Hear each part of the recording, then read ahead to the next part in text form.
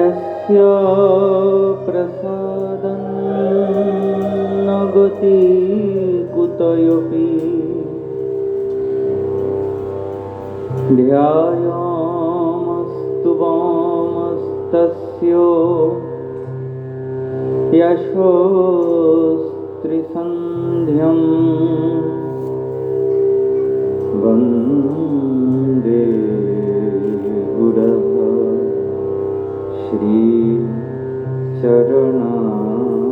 श्रीचरणारविन्दं वन्दे अहं श्रीगुरु श्रीयुतपदकमलं श्रीगुरून् वैष्णवांश्च श्रीरूपं साग्रजातं सहगण रघुनाथान्वितं तं सजीवं साद्वैतं सावधूतं परिजनसहितं कृष्णचैतन्यदेवं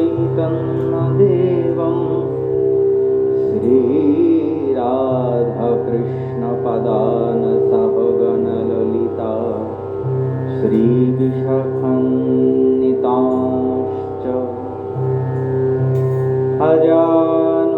अजानुलम्बितभुजौ कनकावदातो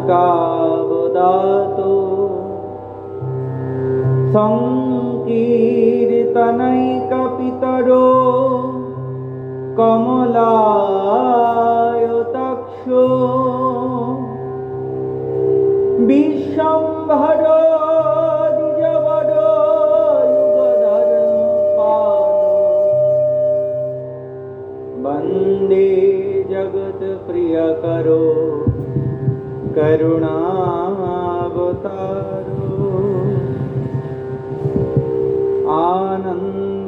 आनन्दलीलामय विग्रहाय हेमाभदिव्यच्छविसुन्दराय तस्मै महाप्रेमरसप्रदाय चैतन्यचन्द्राय नमो नमस्ते नमस्त्रिकालसत्याय जगन्नाथसुताय च सभीर्याय सपुत्राय सकलत्राय ते नमः नित्यानन्द नमस्तुभ्यं प्रेमानन्दप्रदायिने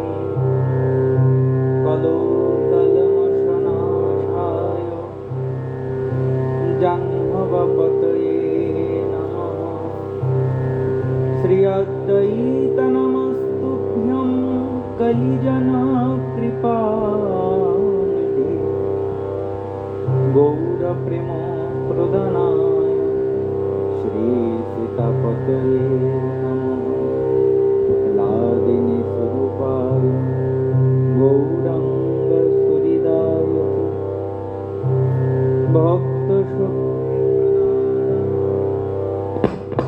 गदाधर नमोस्तुते श्रीवासपण्डितमनो गौराङ्गप्रियपार्षदं यस्य कृपालविना गौराङ्गे जयते रघु पञ्चतत्त्वात्मकं कृष्णं भक्तरूपस्वरूपकं भक्तावतारभक्तख्यं नमामि भक्तशक्तिकं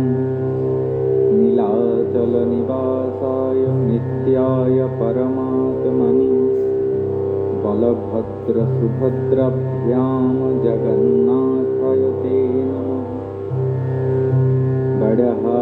गडःपीडाभिरामं मृगमदतिलकं कुण्डलक्रन्तगन्धं कञ्जाक्षङ्कम्बुकण्ठं स्मितसुभगमुखं स्वाधरिण्यास्तवे श्यामं शान्तं त्रिभुङ्गं पुण्डरीकवरविकरवसनं भूषितं वैजयन्त्या वन्दे वृन्दावनस्थं युवतिशतवृतं ब्रह्मगोपालवेषं नमो ब्रह्मण्यदेवाय गोब्रह्मण्यहिताय च जगद्धिताय कृष्णाय गोविन्दाय नमो नमः।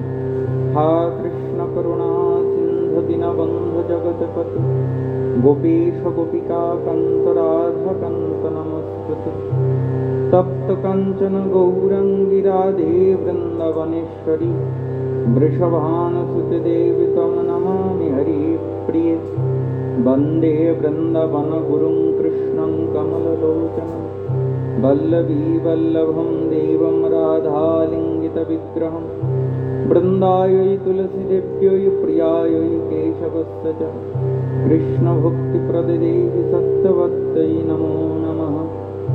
ओ ये नन्दतनुजा किङ्करं पतितं मां दिशमे भवं बोध कृपया तव पादपङ्कजस्थितधूलिसदृशं विचिन्तय नयनं गलदश्रुधारया वदनं गदगदरुद्धया गिरा पुलकोरिनिचितं वपु कदा तव नाम ग्रहणे भविष्यति जयतामसुरतो पङ्गुर्मम मन्दमतेर्गति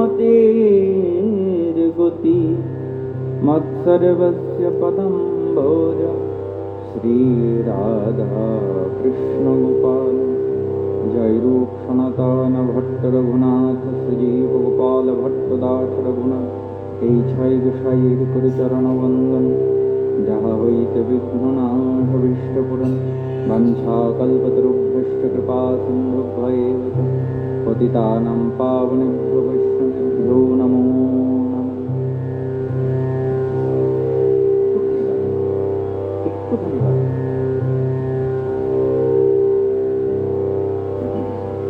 श्री गौरांग नित्यानंद श्री अद्वैत चंद्र गदाधर श्रीवासादि गौर भक्तवृंद श्रीकृष्ण चैतन्य प्रभु नित्यानंद हरे कृष्ण हरे राम श्री राधे गोविंद हरे कृष्ण कृष्ण कृष्ण हरे हरे हरे राम राम राम हरे हरे हरे कृष्ण कृष्ण कृष्ण हरे हरे हरे राम राम राम हरे हरे हरे कृष्ण कृष्ण कृष्ण हरे हरे हरे राम राम राम हरे हरे।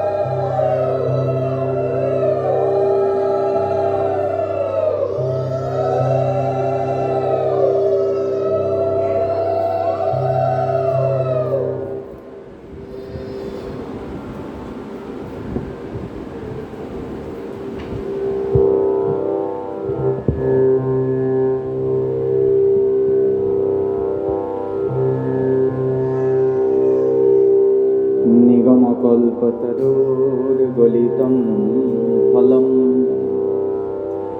शुकमुखातमृतद्रवसंयुतं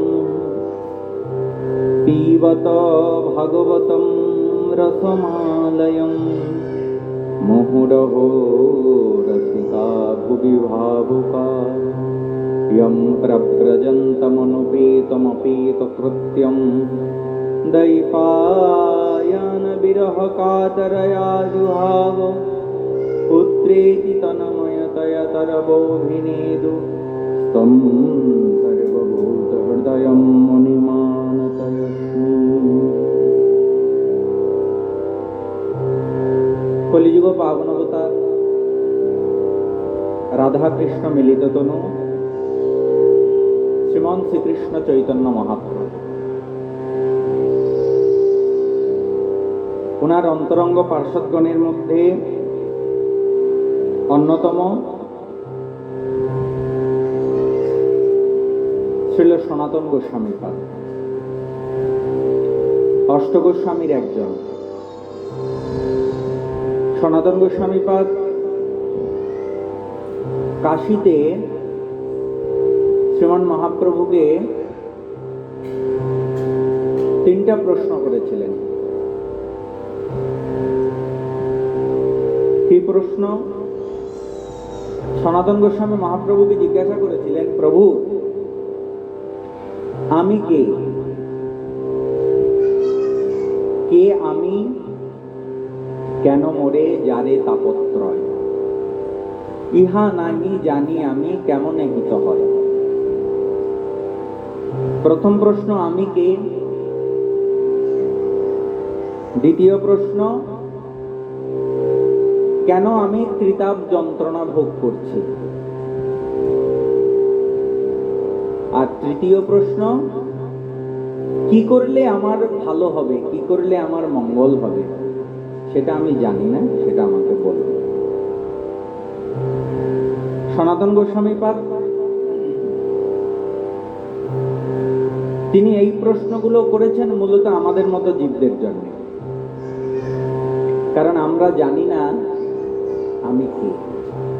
এইটা আমাদের প্রত্যেকের প্রশ্ন, আমি কি? এই নিজেকে জানা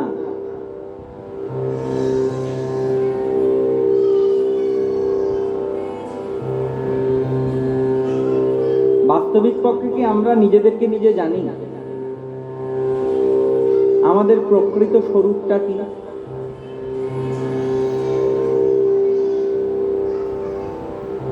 আমাদেরকে যদি জিজ্ঞাসা করা হয় যে আপনি কে, আমরা কি উত্তর দেব? কেউ নিজের নাম বলবে যে আমি অমুক, কেউ বলবে আমি ডাক্তার, কেউ বলবে আমি মাস্টার, কেউ বলবে আমি অনেক বড় অফিসার, কেউ বলবে আমি জমিদার, কেউ বলবে আমি মন্ত্রী, কেউ বলবে আমি রাজা, কেউ বলবে আমি কারো স্ত্রী, কেউ বলবে আমি কারো স্বামী, কেউ বলবে আমি অমুকের পুত্র। তা এইরকম এক একটা পরিচয় আমরা এক এক সময় প্রদান করি। বাস্তবিক পক্ষে এইটা কি আমাদের পরিচয়?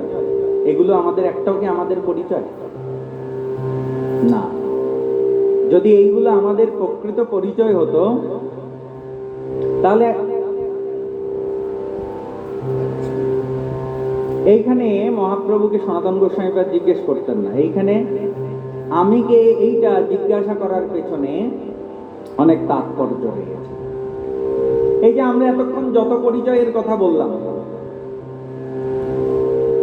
এগুলো হচ্ছে আমার এই দেহের পরিচয়। আমি যে বলছি আমি অমুকের ছেলে, অমুকের ছেলে হলাম কি করে? ওনাদের কোনো মায়ের গর্ভে জন্মগ্রহণ করেছি, সেই সূত্রে ওনার ছেলে। তাহলে সম্বন্ধটা কিসের সম্বন্ধ? দেহ সম্বন্ধ। পিতামাতা থেকে দেহটা লাভ করেছি। এই যে স্ত্রী পুরুষ, এটাও দেহের পরিচয়। এই যত সম্বন্ধ আছে, যত উপাধি বলছি আমি অমুক, অমি তমুক, সবগুলো হচ্ছে আমার এই দেহের পরিচয় দিচ্ছি। আমি কি দেহ? আমি তো দেহ নই। আমি কে? আমি হচ্ছে আত্মা। কারণ এই দেহটা হচ্ছে পঞ্চভূতে গঠিত। ক্ষিতি, অপ, তেজ, মরুদ, বোম। মাটি, পানি, বায়ু, অগ্নি, আকাশ, এই পঞ্চমহাভূতে গঠিত এই দেহ।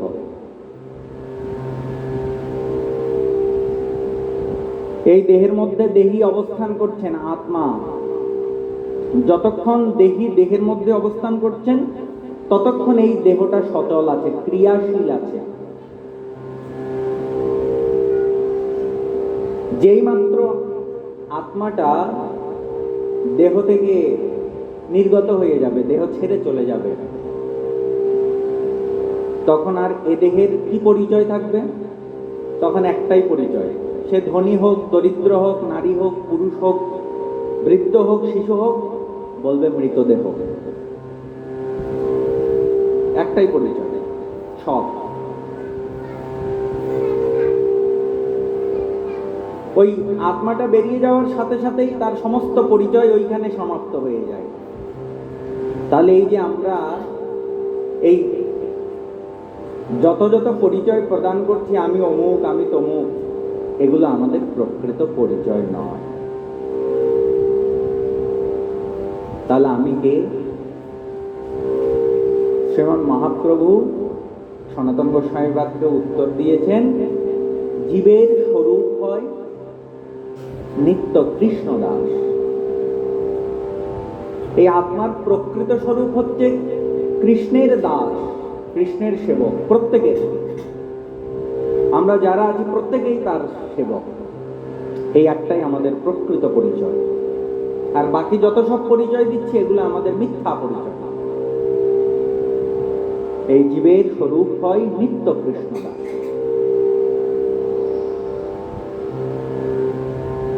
তারপর বললেন, কেন মোরে যারে তাপত্রয়?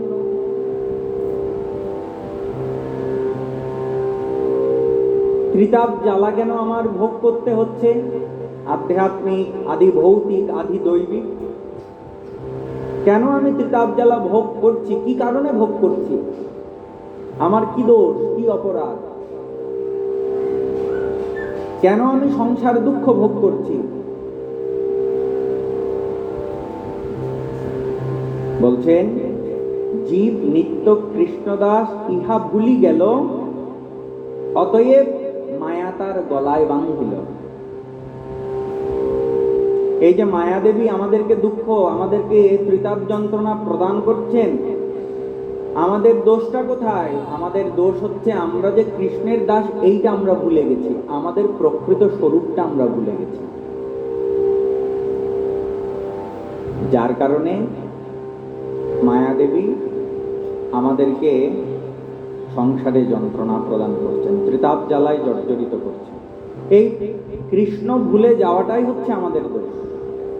এজন্য আমরা সংসারে দুঃখ ভোগ করছি। কারণ এই মায়াময় জগতের অধ্যক্ষা হচ্ছে দেবী মহামায়া। এই দেবী যেমন আমাদেরকে বন্ধন প্রদান করেন, আবার এই দেবী চাইলে আমাদেরকে মুক্তিও প্রদান করেন। কখন বন্ধন প্রদান করেন, কখন মুক্তি প্রদান করেন? যখন আমরা সংসারের সুখকেই সবকিছু মনে করি, সংসারের বিষয়কেই আমাদের পরমার্থ মনে করি, তখন দেবী কি করেন? আমাদেরকে এই সংসারের মধ্যে আবদ্ধ করে দুঃখ প্রদান করেন।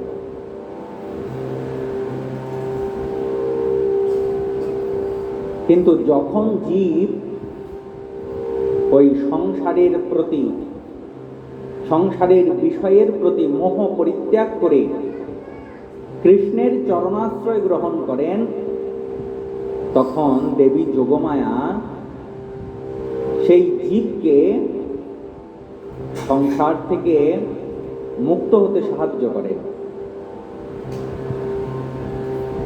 তা এই যে আমরা কৃষ্ণকে ভুলে গেছি, এই কারণে মায়া আমাদেরকে দুঃখ প্রদান করছে, ত্রিতাপ জ্বালায় জর্জরিত করছে। তাহলে কি করলে আমাদের মঙ্গল হবে সেইটা আমরা জানি না। প্রকৃত কল্যাণ কিসে, প্রকৃত মঙ্গলটা কিসে আমাদের? আমরা মনে করছি এইটা করলে মনে হয় আমার মঙ্গল হবে, ওইটা করলে আমার মঙ্গল হবে। আমরা কল্যাণের জন্য, মঙ্গলের জন্য কত কিছু করি। এই জীবনে যা কিছু করছি সব কিছুই কিসের জন্যে? নিজের কল্যাণের জন্য। যা কিছু করছি সর্বদা তো নিজের কল্যাণ চিন্তা করছি। যেখানেই যাই, মন্দিরে যাই, অর্থ কামাতে যাই, সংসারে যাই, আত্মীয় স্বজনের কাছে যাই, যেখানে যাই আমাদের একটাই চিন্তা, যেন আমার কল্যাণ হয়, আমার যেন মঙ্গল হয়। এই মঙ্গলের আশায় আমরা তো বিভিন্ন কাজ করছি।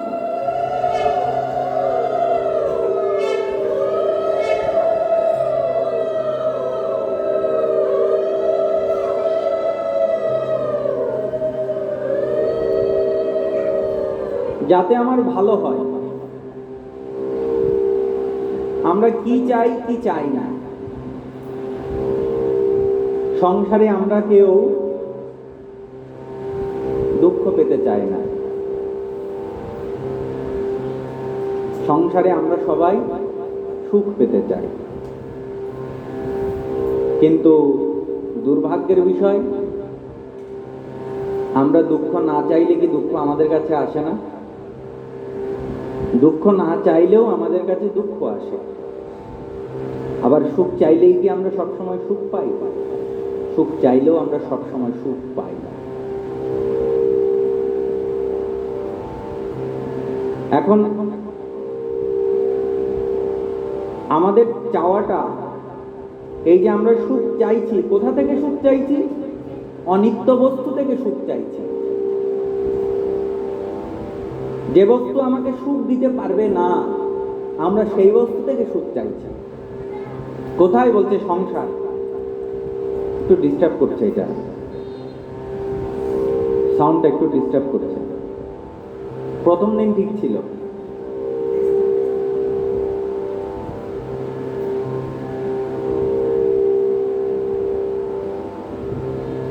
আমরা সংসারের থেকে সুখ চাইছি। সংসারের মধ্যে আমরা সুখের অন্বেষণ করছি।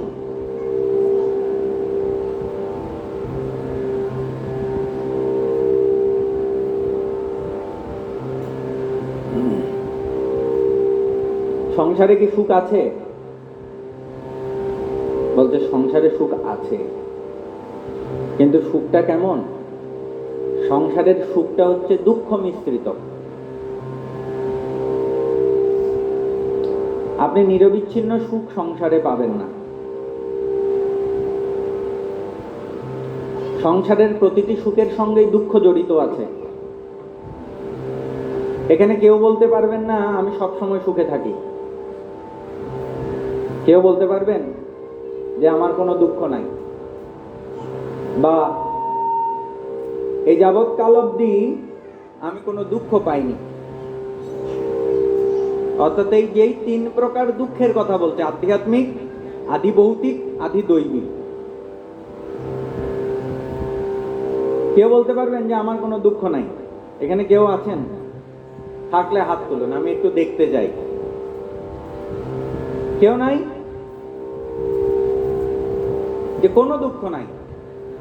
না মানসিক দুঃখ আছে, না আর্থিক দুঃখ আছে, না পারিবারিক দুঃখ আছে, না শারীরিক কোনো সমস্যা, কোনো না কোনো দুঃখ আছে। তাহলে এই সংসারে নিরবিচ্ছিন্ন সুখ কেউ লাভ করে না, দুঃখ মিশ্রিত সুখ।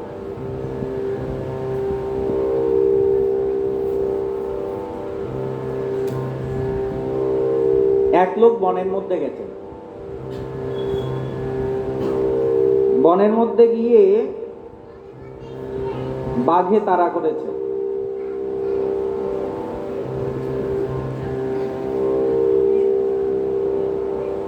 বাঘে তাড়া করেছে, প্রাণ ভয়ে দৌড়াচ্ছে।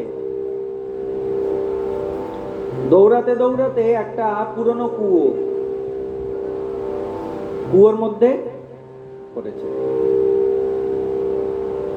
কুয়োতে যখন পড়েছে, পুরনো কুয়ো তো, কুয়োর দেয়াল ঘেঁষে ওই বিভিন্ন রকমের গাছ উঠে, অশ্বত্থ বট, কত রকমের গাছ উঠে। তো পড়ার সময় ওই ব্যক্তিটি গাছগুলো ধরেছে। উপরে বাঘ খাওয়ার জন্য বসে আছে। আর কুয়োর নিচে লক্ষ্য করলেন একটা বড় অজগর সাপ হা করে বসে আছে, কখন ওকে গিলে খাবে। উপরে বাঘ, নিচে সাপ। কিছুক্ষণ পর লক্ষ্য করেছে যে গাছগুলো ধরেছে সেই গাছগুলি দুটো ইঁদুর কুটকুট করে কাটা আরম্ভ করেছে। বিপদের উপরে বিপদ।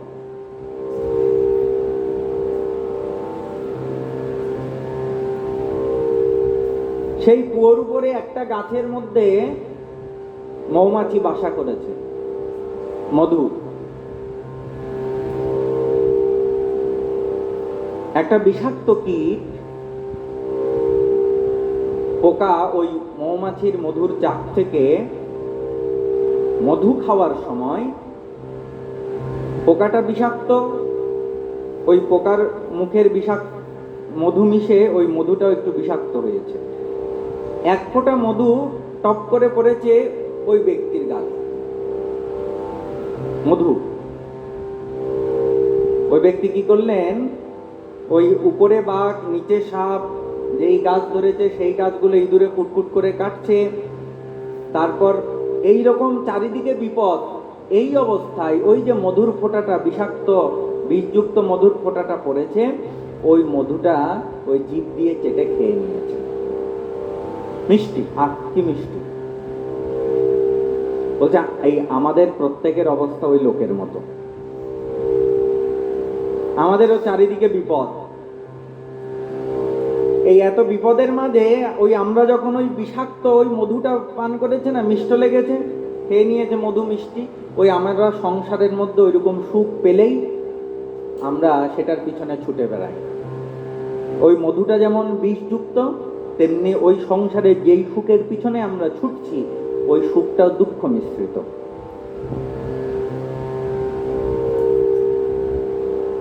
নিচে যেই সাপটা হা করে তাকিয়ে আছে খাওয়ার জন্য, এইটা কি? এইটা হচ্ছে ওই জীবের যখন অধোগতি হবে, জীবের ওই 84 লক্ষ জনি পরিভ্রমণ করতে হবে, নরক যন্ত্রণা ভোগ করতে হবে, ওই সাপটা হচ্ছে তারই প্রতীক। আর ঊর্ধ্ব দিকে যে ব্যাঘ্র, বলতে ওইটা ওই স্বর্গাদি লোকের চিহ্ন। জীব যদি ওই জড়জগতের ওই পুণ্য কাজ, বিভিন্ন স্বর্গাদি সুখের ইচ্ছা করে পুণ্য কাজ করে, তাহলে ওই স্বর্গলোকে যাবে।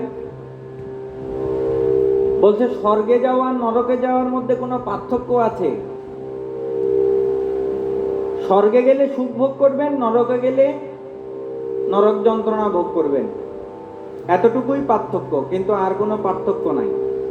কারণ ওই যে গীতার মধ্যে বলেছে ক্ষীণপূর্ণে মর্তলোকম বিশন্তি, আপনি নরকে গেলে যেমন নরক যন্ত্রণা ভোগ করে আবার এই মর্তলোকে আসতে হবে, তেমনি স্বর্গে গেলেও স্বর্গের সুখ ভোগ করে আবার মর্তলোকে আসতে হবে।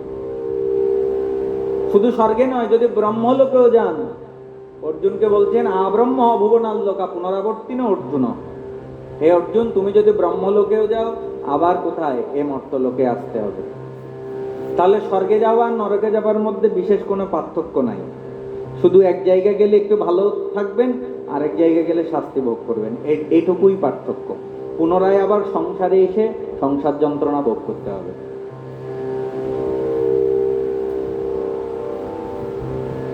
এই যে ইঁদুর দুটি, একটি সাদা ইঁদুর একটি কালো ইঁদুর কুটকুট করে কাটছে, এগুলো কিসের প্রতীক? এগুলো হচ্ছে আমাদের আয়ুর প্রতীক, দিন এবং রাত্রি। এই যে দিন যাচ্ছে রাত্রি হচ্ছে, আবার রাত্রি যাচ্ছে দিন আসছে, কি হচ্ছে?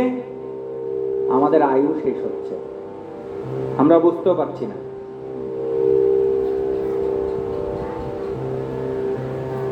দিন ইয়ামিন্ন সায়ং প্রতঃ শিশির বসন্ত পুনরায়তঃ কাল ক্রীড়তি গচ্ছত্যায়ু তদপিন মুঞ্চাত পিয়াসাবায়ু।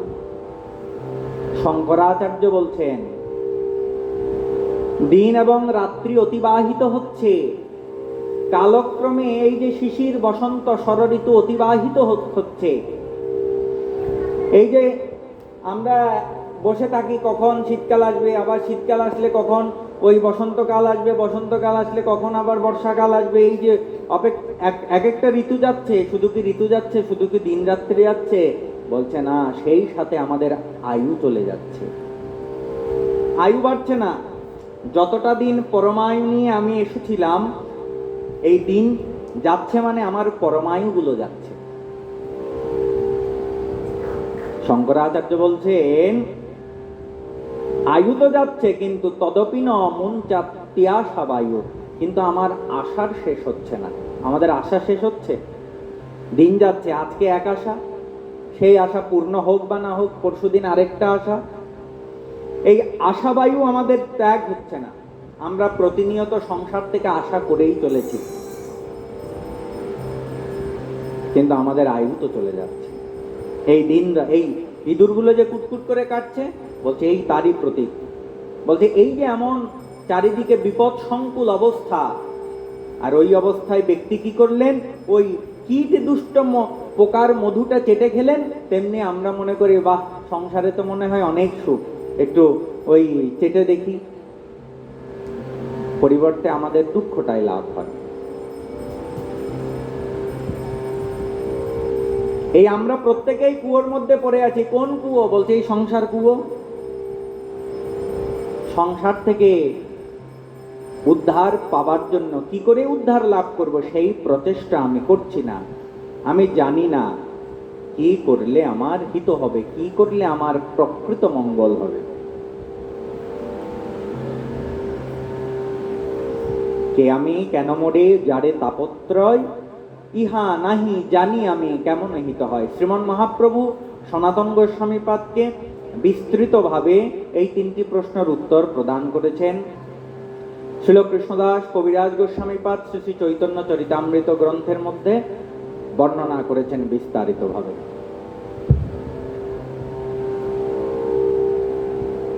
তা আমাদের এই সংসারের মধ্যে আমরা সুখ খুঁজে চলেছি, তার পরিবর্তে দুঃখ লাভ করছি। সেই একই অবস্থা হয়েছে। আমরা গতকাল যার কথা শুনছিলাম, কার কথা? আত্মদেব ব্রাহ্মণের কথা। আত্মদেব ব্রাহ্মণ, তার কোনো সন্তান ছিল না। তিনি মনের দুঃখে বনে গিয়ে একজন সন্ন্যাসীর দেখা পেলেন। সন্ন্যাসীকে বড় অনুনয় বিনয় তার চরণে পড়ে লুটিয়ে কান্নাকাটি করে তার থেকে আশীর্বাদ নিলেন একটি সন্তান লাভ করার জন্য। সেই সন্তান যথারীতি সন্তান হলো। আত্মদেব ব্রাহ্মণের যে স্ত্রী ধুন্দুলি, তার পুত্রের নাম রেখেছিল ধুন্ধুকারী। আর গরুর পেটে যেই সন্তানটি হয়েছিল তার নাম গোকর্ণ। কিছুকাল যাওয়ার পর আস্তে আস্তে দুইটি পুত্রই একসাথে বড় হতে লাগলো। তার মধ্যে গোকর্ণ ছিল পণ্ডিত এবং জ্ঞানী, কিন্তু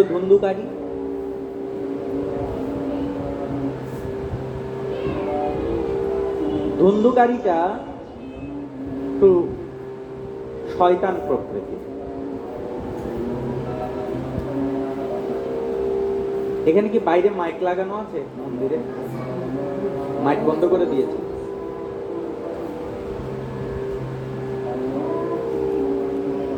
ধুন্ধুকারী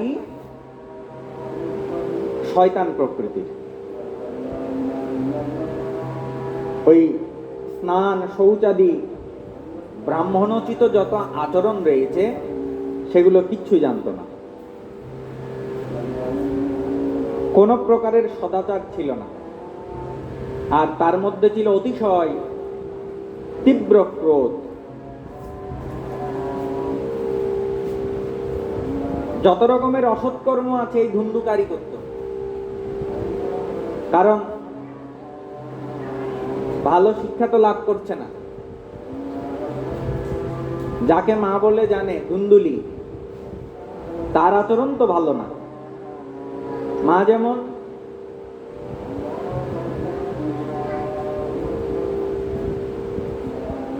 মা যেমন ছেলেও তেমন।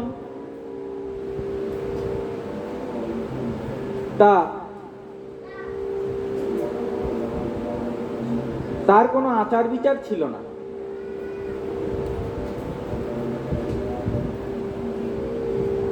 অপরের জিনিস চুরি করা, অন্যের প্রতি বিদ্বেষ করা, এগুলো যেন তার স্বভাব। কিছু মানুষ দেখবেন অসৎ প্রকৃতির, ওই বিদ্বেষ করা এগুলো তার স্বভাবের মধ্যেই হয়ে যায়। দেখা যেত লুকিয়ে গিয়ে আরেকজনের বাড়িতে আগুন ধরিয়ে দেয়, অন্যের ছেলেকে তুলে নিয়ে গিয়ে কুয়োর মধ্যে ফেলে দেয়, জলে ফেলে দেয়। এগুলো করেই তার যেন আনন্দ হতো, মহা আনন্দ। যারা অসৎ কাজ করে, কিছু লোক অসৎ কাজ করে আনন্দ পায়, কিছু লোক ভালো কাজ করে আনন্দ পায়, আর কিছু লোক অসৎ কাজ করে আনন্দ পায়, যার যেমন স্বভাব। আর সব সময় হাতের মধ্যে কিছু না কিছু একটা নিয়ে ঘোরা, অস্ত্র শস্ত্র নিয়ে ঘোরাঘুরি করত।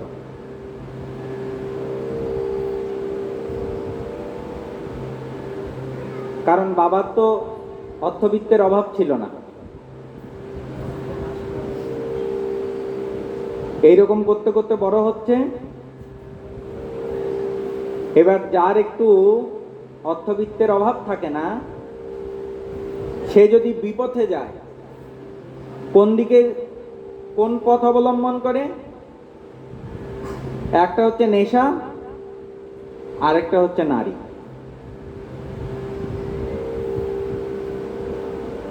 ধুন্ধুকারী কুসঙ্গে পড়েছে, তেন বেশ্যা কুসঙ্গেন পিত্রম বিত্তম তুনাশিতুম। এই কুসঙ্গে পড়ে যত পৈতৃক সম্পত্তি আছে সবকিছু শেষ করে দিলেন, সব শেষ। এবার সব যখন শেষ হয়ে যায়, মা বাবার কাছে খুঁজে যখন আর কোনো কিছু টাকা পয়সা পায় না, এবার কি করে? মা বাবাকে মারতে আরম্ভ করে। দেখবেন আমাদের সমাজেও এরকম অনেক আছে, সন্তানেরা নেশার টাকা না পেয়ে ওই মা বাবাকে মারধর আরম্ভ করে। প্রায় সময় পত্রপত্রিকায় খবরের মধ্যে দেখা যায়। তখন মনে হয় সবাই দোষারোপ করে কাকে? সন্তানকেই দোষ দেয়। দোষ তো যখন ঘটনা দেখে, আরে এটা অমানুষ, মা বাবাকে এমন করছে, কিন্তু এই যে সন্তানকে প্রকৃত শিক্ষাটা দিতে পারলো না, এ দায়ভারটা কে নেবে? এই দায়ভারটা কার নেওয়া উচিত? পিতামাতা। কারণ অনেক সময় বেশি আদরে আদরে সন্তান বাদর হয়। সন্তান যা চাইবে, সন্তানের সব অন্যায় আবদার পূরণ করতে নেই। মা বাবা মনে করে ছোট ছেলে কিছু বুঝবে না, যা চাই তা দিয়ে দাও। সন্তান যা চাইবে সেটা যদি সন্তানের জন্য মঙ্গলকর না হয়, তাহলে মা বাবার উচিত সন্তানকে সেটা না দেয়া। যার ফল পিতামাতাকে পরবর্তীতে বয়সকালে ভোগ করতে হয়। তাই জন্য সন্তানকে ছোটবেলা থেকেই সুশিক্ষা, ধর্মশিক্ষা ইত্যাদি প্রদান করা উচিত। শুধুমাত্র আপনি বুড়ো হয়েছেন, আপনারা বুড়ো বুড়ি মিলে ধর্মকর্ম করবেন, ভালো কাজ করবেন, আর সন্তানগুলোকে ওই ছেড়ে দেবেন, এমনটা করলে হবে না। আপনি যেই কাজটা ভালো মনে করে করছেন, সেই কাজটাকে আপনার ওই শিশু সন্তানটাকেও সাথে রাখতে হবে, নাহলে সে শিখবে কোথা থেকে? বর্তমানে আমাদের এমন অবস্থা, অধিকাংশই বালক বালিকারা আমাদের নিজেদের ধর্ম সম্পর্কে অজ্ঞ, জানে না। তার কারণ আমরা ছোটবেলা থেকে এই সন্তানকে ধর্ম শিক্ষাটা দিতে ব্যর্থ। আমরা মনে করি কি হয়তো বৃদ্ধ হলে ধর্মকর্ম করবে, এখন করার দরকার কি? প্রহ্লাদ মহারাজ বলছেন, কৌমার আচরে প্রাজ্ঞ ধর্মান ভাগবতানিহ দুর্লভম মনুষম লোকে তদেপ্যম অর্থদম ধ্রুবম। যিনি বিজ্ঞবান ব্যক্তি তিনি কি করবেন বা কি করা উচিত, কখন থেকে ভাগবত ধর্মের আচরণ করা উচিত? বলছে কুমার অবস্থায়। কুমার মানে 5 বৎসর বয়সী বালককে বলা হয় কুমার। অর্থাৎ সেই ওই 5 বৎসর বয়স থেকেই ধর্মকর্মের আচরণ আরম্ভ করা উচিত।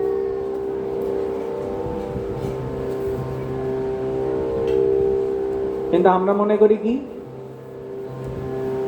বয়স হলে করব। মা বাবা দেখা যায় বয়স হয়ে গেছে, অনেকে বয়স হলেও করে না।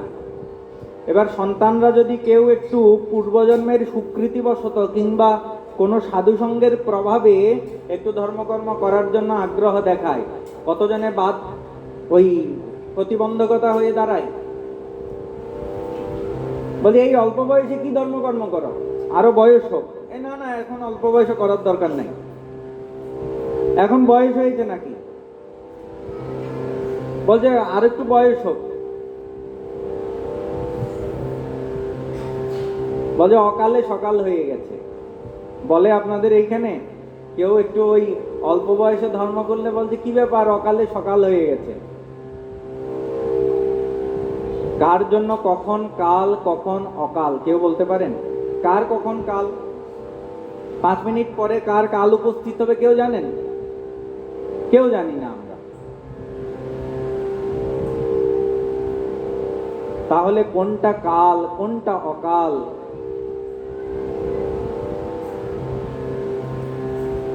তাই কখন বড় বয়স হবে, কখন বুড়ো হবে, তখন ধর্মকর্ম করব, এই অপেক্ষা করা প্রকৃত বুদ্ধিমান ব্যক্তির উচিত নয়। দেখুন, ধর্মকর্ম করতে গেলে আপনি যে একেবারে সংসারের সমস্ত কাজ ছেড়ে ছুড়ে দিয়ে মন্দিরে এসে বসে থাকতে হবে কিংবা বনে চলে যেতে হবে এমনটা কিন্তু বলছেন না। ভগবান কিন্তু গীতার মধ্যে অর্জুনকে একবারও বলেননি এই অর্জুন তুমি সবকিছু ছেড়ে দাও, কিচ্ছু করতে হবে না। বলছে অর্জুন তুমি যা করো তা সবকিছু আমাকে অর্পণ করো। কর্ম ত্যাগ করার কথা বলছেন না, কারণ আমরা জীব চাইলেও কর্ম ত্যাগ করতে পারবো না, সম্ভব নয়।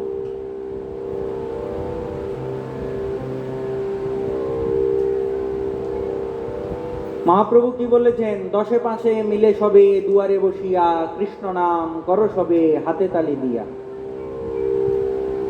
ঘরের মধ্যে যারা আছেন সবাই মিলে একসাথে বসে হাতে তালি দিয়ে কৃষ্ণ নাম কীর্তন করতে বলছেন। সব ছেড়ে যেতে হবে না তো। সংসারে থেকেই ভগবানকে ডাকা যায়। একদম সময় পান না এটা বললে ভুল কথা হবে যে আমি একদম সময় পাই না, এটা ভুল কথা। একটা মানুষ 24 ঘন্টার মধ্যে খাচ্ছে, ঘুমাচ্ছে, সবকিছু করছে, আর আপনি 10টা মিনিট একটু ভগবানের স্মরণ করবেন, ধ্যান করবেন, কীর্তন করবেন, এই সময়টুকু হয় না, এইটা মিথ্যা কথা। আর যদি বলেন যে না এইরকম যে আমার ওই এইসব করতেই দিন যায়, বলে তাহলে আপনার মধ্যে আর পশুর মধ্যে কোনো পার্থক্য রইল না। মানুষের আপনি মানুষ হয়েও আর পশুর সাথে আপনার কোনো পার্থক্য রইল না। কেন? তাহলে পশুরা যা করছে আমরাও তা করছি তো। আহার নিদ্রা ভয়ময় তু নেঞ্চ সামান্য মেয়ে তৎপশুভীর নরানাম।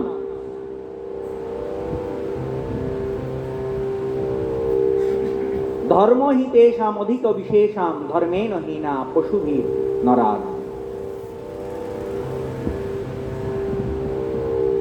আমরা আহার করি, পশুরা আহার করে না?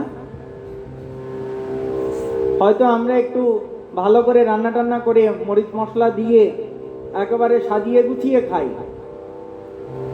পশুরা হয়তো ওইভাবে খায় না। কিন্তু খাওয়ার উদ্দেশ্য কি? পেট ভরানো। পশুদেরও পেট ভরে, আমাদেরও পেট ভরে। আহার পশুরাও করে, আমরাও করি। নিদ্রা, আমরা যেমন ঘুমাই, পশুরাও ঘুমায়, ঘুমায় না? হয়তো আমরা একটু সেগুন কাঠের পালঙ্কে ঘুমাই, একটু ম্যাট্রেস, তারপর ওই কাঁথা কম্বল সুন্দর করে গুছিয়ে গাছিয়ে ঘুমাই, আরামে ঘুমাই। পশুরাও তো ঘুমায়। তা আমরা ঘুমাইয়ে যে আনন্দ পাই, একটা কুকুর ছাইয়ের গাদার মধ্যে ঘুমিয়ে একই আনন্দ পায়।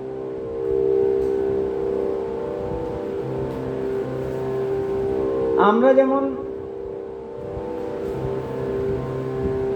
কোনো কিছুর দ্বারা আতঙ্কিত হয়ে, উদ্বেগ প্রাপ্ত হয়ে ভয় পাই, আমাদের যেমন ভয় আছে, একটা প্রাণীও ভয় পায়।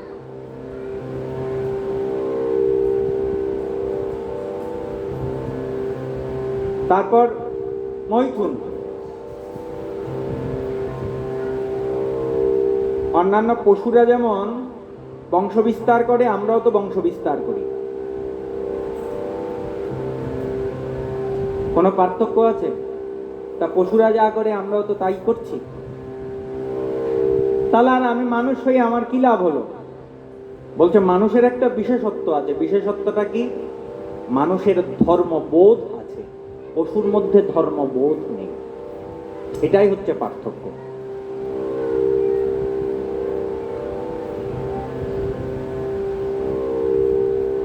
সত্য, দয়া, শৌচ, তপ, এইগুলো মনুষ্য করতে পারে, কোনো পশু করতে পারে না। এটাই হচ্ছে পার্থক্য। তা মানুষ হয়েও কেউ যদি ধর্মাচরণ না করে, ধর্ম বর্জিত মানুষ পশুর সমান, তাহলে পশুর মধ্যে আর সেই মানুষের মধ্যে কোনো পার্থক্য রইল না। তাহলে অবশ্যই ধর্মাচরণ করতে হবে যদি আমি মনুষ্য হয়ে আমার এই মনুষ্য জীবনটাকে সার্থক করতে চাই। তাই ধর্মাচরণটা আমাদের ওই শিশুকাল থেকে করতে হবে। বয়স হলে করব, বয়স হতে হতে বেঁচে থাকবো কিনা সেই গ্যারান্টি কেউ দিতে পারবেন? ঠিক মতো চোখে দেখবেন কিনা তার কোনো নিশ্চয়তা আছে? কৃষ্ণ শব্দটা ঠিক মতো উচ্চারণ করতে পারবেন কিনা সেই নিশ্চয়তা আছে? এই জন্য অল্প বয়স থেকে করতে হবে। যদি নিজের সাথে সাথে নিজের বালকটাকে, নিজের শিশুটাকেও ওই সৎশিক্ষা না দেন, সুশিক্ষা না দেন, ধর্মাচরণ না করান, যদি অধার্মিক হয়ে গড়ে উঠে, অধার্মিক হয়ে বড় হয়, তাহলে তার ফল তো আপনাকে বয়সকালে ভোগ করতেই হবে। তখন এই দুঃখের কথা কাকে বোঝাবেন? লাভ হবে না তখন বুঝিয়ে। ধুন্ধুকারী পিতামাতাকে মারধর করতে লাগলেন, না পেয়ে কি করে ঘরের বাসন কোসন নিয়ে বিক্রি করে দেয়। ধুন্ধুকারীর এই অবস্থা, অনেকেই আছে এরকম। মা বাবার থেকে টাকা পয়সা না পেলে ঘরের জিনিস নিয়ে বিক্রি করে দেয়। নেশা এতটাই খারাপ। আর নেশার সঙ্গে যদি এই কুসঙ্গ, বেশ্যার সঙ্গ হয়, তাহলে তো একেবারে সর্বনাশ।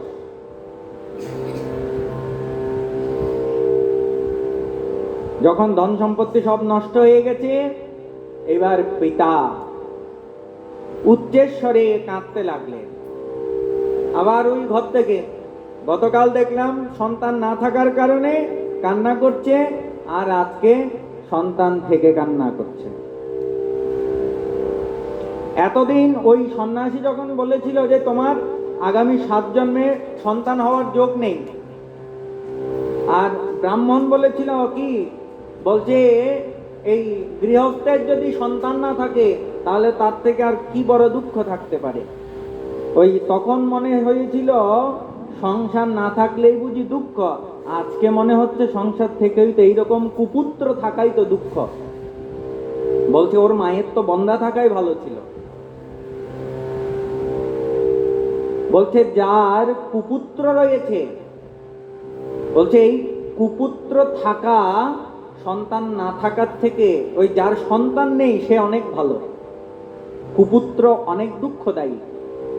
সন্তান না থাকলে দুঃখটা আর কদিন, একটা সন্তান নাই আর কি, এই দুঃখটা সহ্য করা যায়, কিন্তু কুপুত্রের দুঃখ, এই দুঃখ সহ্য করা যায় না। নিজের পুত্র ভালো নয়, নিজের পুত্র অত্যাচার করে, এই দুঃখের কথা আপনি কাকে বলবেন, কাকে বোঝাবেন? বলছি এর থেকে বড় দুঃখ আর কিছু নেই। কোথায় যাব, কোথায় থাকবো?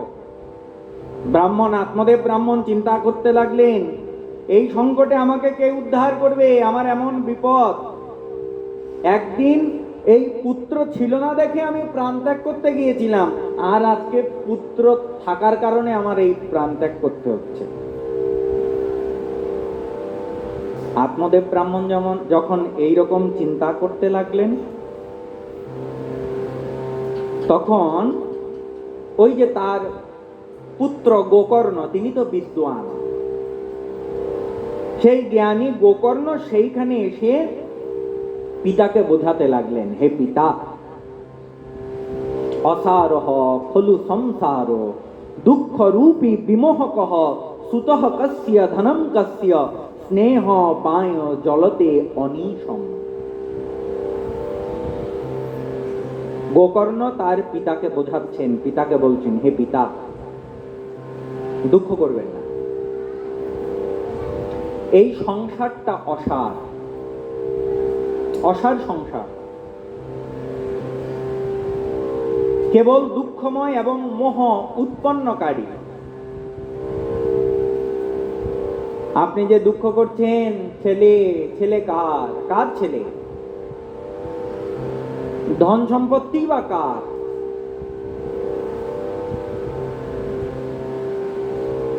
এই যে আমরা দুঃখ পাচ্ছি স্নেহের কারণে, স্নেহাসক্ত মানুষ দিবারাত্র প্রদীপের মতো কেবল জ্বলতেই থাকে। প্রদীপ কি করে? নিজে জ্বলে অন্যকে আলো প্রদান করে। তেমনি আমরা সংসারের প্রত্যেকটা জীব, প্রত্যেকটা মানুষই হচ্ছে আমরা প্রদীপের মতো। আমরা কি করছি? আমরা সংসারের প্রতি স্নেহাসক্ত হয়ে দিবারাত্র জ্বলছি। প্রদীপ যেমন আলো প্রদান করছে, তেমনি আমরাও সংসারকে কিছু না কিছু প্রদান করছি। সংসারে আমাদের মূল্য কতক্ষণ? যতক্ষণ আমরা সংসারকে কিছু দিতে পারবো, যতক্ষণ দিতে পারবো ততক্ষণ আমাদের মূল্য। যতক্ষণ সংসারকে দেওয়ার মতো আমার কিছু থাকবে না, তখন সংসারে আমার আর কোনো মূল্য নেই। এটা একেবারে নির্মম বাস্তবতা। এটাই হচ্ছে সংসার।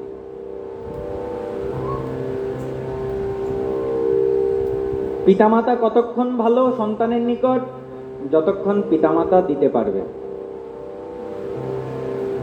বৃদ্ধ বয়সে দেখবেন পিতামাতার সম্পত্তিগুলো নেয়ার জন্য সন্তানরা কত যে ওই যুক্তি পরামর্শ, কত যে বুদ্ধি করে, বৃদ্ধ হলে বোঝা যায়।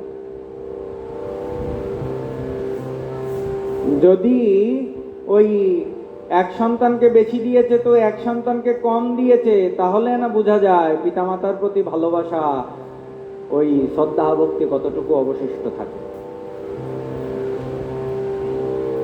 যেই সন্তান সন্ততির জন্য আপনি নিজের জীবনটাই পরিশ্রম করে ব্যয় করেছেন, তাদের জন্যে, তারাই এক সময় আপনাকে বলবে, কি দিয়েছো তুমি, কি দিয়েছ? এটা বলতে দুইবার চিন্তা করবে না।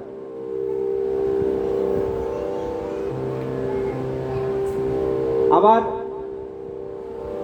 পিতামাতাও সেই সন্তানকে বেশি ভালোবাসে। ঘরে যদি 2-4টা সন্তান থাকে, যে সন্তান একটু বেশি দিতে পারে মা বাবার কাছে, সেই ছেলেটাই বেশি ভালো।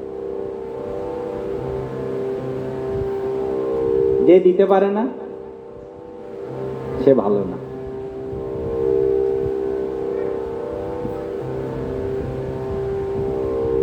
সমাজের মধ্যে কোনো অনুষ্ঠানে, কোনো মঠ মন্দিরের কোনো উৎসবে যে বেশি টাকা প্রণামী দিতে পারে, দেখবেন তাকে সভাপতির চেয়ারটা দেয়া হয়।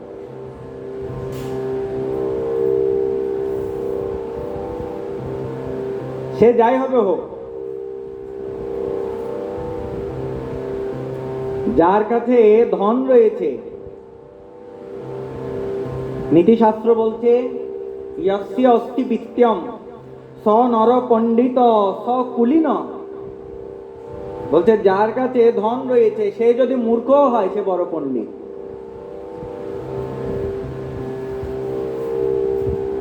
সে কুলীন, সে বিদ্বান। কোনো আলোচনা সবাই দেখবেন সে যদি কিছু নাও জানে, তাকে ওই প্রধান অতিথির চেয়ারটা দেয়া হয়। কিসের কারণে? ওই যে তার ধন আছে, যার ধন আছে তাকে লোকে সম্মান করে।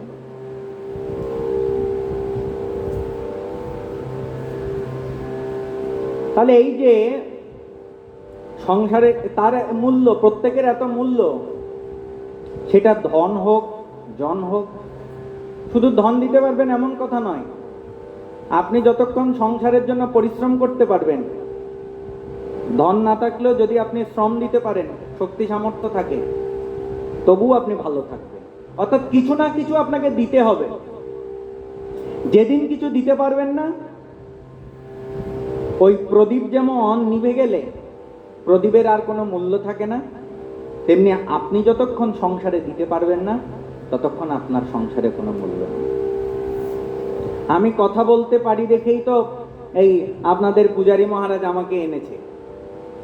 যদি আমি কথা বলতে না পারি, কালকে যদি হঠাৎ করে আমি কথা বলতে পারছি না, আমার মুখ বন্ধ হয়ে গেছে, আমাকে কি আর এখানে এনে সুন্দর করে মালা টালা দিয়ে বসাবে? বসাবে না তো। কারণ আমি আর তখন কিছু দিতে পারবো না।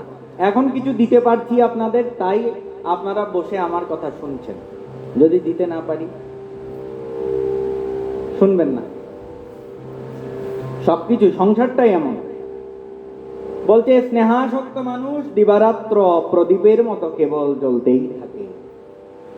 বলছে সুখ ন চন্দ্রস্য সুখম কিম চিহ্ন সুখম চক্রবর্তীন্ন সুখমস্তি বিরক্তস্য মুনির একান্ত জীবিন। হে পিতা, আপনি সুখের কথা বলছেন, সুখ তো ইন্দ্রেরও নেই। দেবতার রাজা ইন্দ্র, স্বর্গলোকের অধিপতি, আমরা স্বর্গে যেতে চাই সুখ পাওয়ার জন্য, বলতে সুখ ইন্দ্রেরও নেই।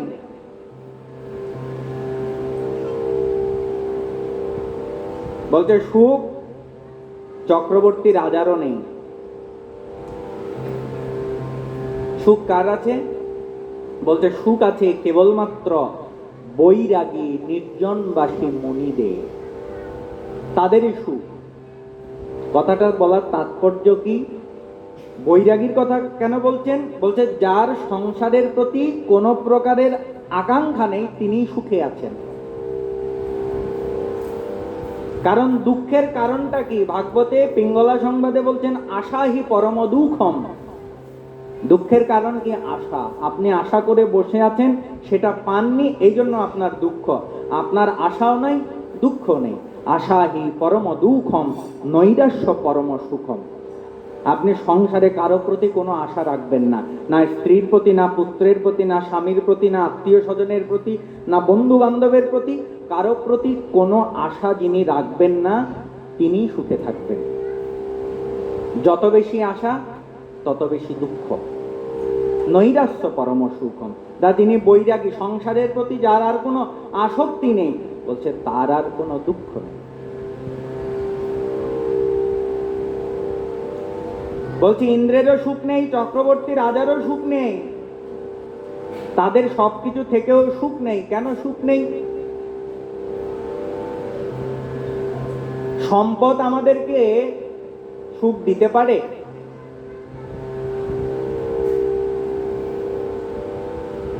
সম্পদের দ্বারা আমাদের সুখের বস্তু লাভ হয়, এটা ঠিক। আপনার যদি অর্থ না থাকে, আপনি কোনো কিছু কিনতে পারবেন? অর্থের প্রয়োজন আছে, অর্থের যে প্রয়োজন নেই তা নয়। কারণ অর্থ না হলে চলবেন কি করে? আপনি মন্দিরের উৎসব করতে গেলেও তো অর্থ লাগবে। ভগবানের যে একটা উৎসব করবেন, বৈষ্ণব সেবা দেবেন, অর্থ লাগবে না? অর্থ তো লাগবে।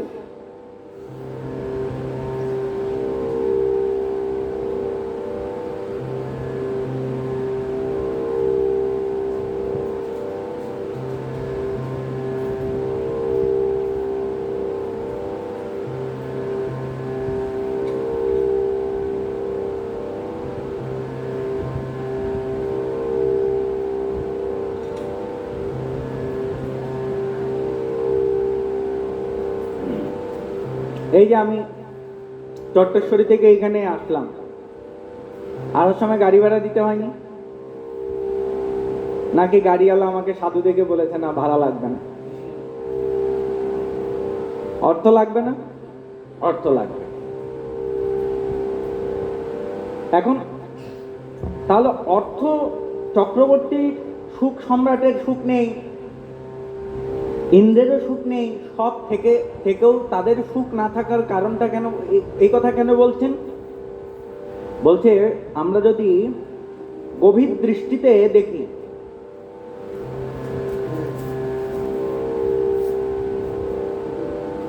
সম্পদ আমাদেরকে সুখ দিতে পারে না, আমাদেরকে সুখ দিতে পারে সন্তুষ্টি।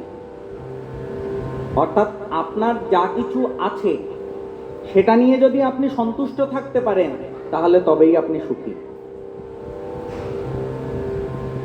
আর আপনার যা কিছু আছে, আপনার যদি মনে হয় না এটুকুতে আমার হবে না, আমার আরো চাই, আমার আরো চাই, এই যে আরো চাই, আরো চাই, আমাকে আরো দাও, আরো দাও। আমরা ওই দুর্গা পূজার সময় দেবীর কাছে প্রার্থনা করি, ধনম দেহি, যশম দেহি, রূপম দেহি, আয়ুর দেহি, হে দেবী আমাকে দাও দাও দাও। মন্দিরে গেলে দেবতার কাছে দাও, যেখানে যাই দাও। এই যে দাও দাও করা, এটাই আমাদের দুঃখের, কারণ আমাদের সন্তুষ্টি নাই। যিনি বলতে পেরেছেন যে না প্রভু আমাকে অনেক দিয়েছ, আমার আর চাই না, আমার যেটুকু দিয়েছ, আমি যেটুকু পেয়েছি এটুকুতেই আমার হবে, যিনি এই প্রকার সন্তোষ লাভ করেছেন তিনিই সুখী। কিন্তু ওই যিনি সন্তুষ্ট হননি তিনি কখনো সুখী হতে পারেন না। ভগবান বামনদেব, বামন অবতারে যখন তিনি মহারাজ বলির নিকট গিয়েছেন ভিক্ষা চাওয়ার জন্য, মহারাজ বলি যজ্ঞ করছেন, যজ্ঞশালায় উপস্থিত হয়েছে ভগবান বামনদেব। বলি মহারাজ উঠে দাঁড়ালেন, বামনদেবকে যথাযথ অভ্যর্থনা করলেন, প্রণাম করে বলছেন হে বামনদেব আপনি কি চান বলুন, কি দিতে পারি আপনাকে? বামনদেব বলছে, বলি আমি বেশি কিছু চাই না, আমাকে 3 পা পরিমাণ ভূমি দাও। বলি মহারাজ হাসছেন। বলি মহারাজ বলছেন, বামনদেবকে বলছেন, হে ব্রাহ্মণ কুমার, আমি আপনাকে অনেক পণ্ডিত ব্যক্তি মনে করেছিলাম, অনেক বিজ্ঞ মনে করেছিলাম, বিদ্বান মনে করেছিলাম, কিন্তু আপনি যেমন বেটে, আপনি যেমন খাটো, আপনার বুদ্ধিও খাটো। আমি কিনা ওই একচ্ছত্র সম্রাট, আমি চাইলে আপনাকে সমগ্র পৃথিবী দান করে দিতে পারি, আর আপনি আমার কাছে কিনা মাত্র ওই 3 পা পরিমাণ ভূমি চাইলেন। আপনার পাগুলো কতটুকু? এই ছোট ছোট পা কতটুকু আর ভূমি? আপনি যেমন খাটো আপনার বুদ্ধিও খাটো। তখন ভগবান বামনদেব হাসছেন, বলি মহারাজকে বলছেন, বলি জগতে যার সন্তোষ নেই, শুধু 3 পা পরিমাণ ভূমি কেন, যদি সমগ্র পৃথিবীও তার হয় তাহলে সে কখনো ওই সুখী হতে পারবে না, সন্তোষ হতে পারবে না। সন্তোষ না থাকলে সুখী হয় না। এই যে পৃথিবীর মধ্যে চারিদিকে এই এত এত যুদ্ধ বিগ্রহ, সব কি দরিদ্র লোকেরা করছে? কারা করছে? এক এক দেশের মন্ত্রী, বড় বড় মন্ত্রীরা রাজা মহারাজারা তারা যুদ্ধ করছে কিসের জন্য? তাদের কোনো কিছুর অভাব আছে এই জন্য? তাদের যা আছে তাদের মনে হচ্ছে আরো চাই, আধিপত্য, সবকিছুকে নিজের করায়ত্ত করে নেয়া, সবকিছু নিজের করে নেয়া, এই যে লালসা, এই যে তৃষ্ণা, এটাই হচ্ছে দুঃখের কারণ।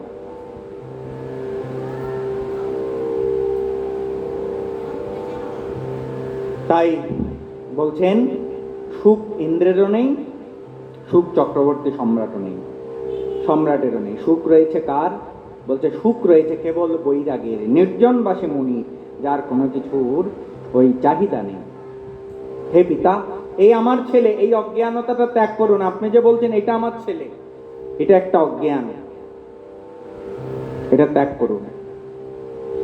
কারণ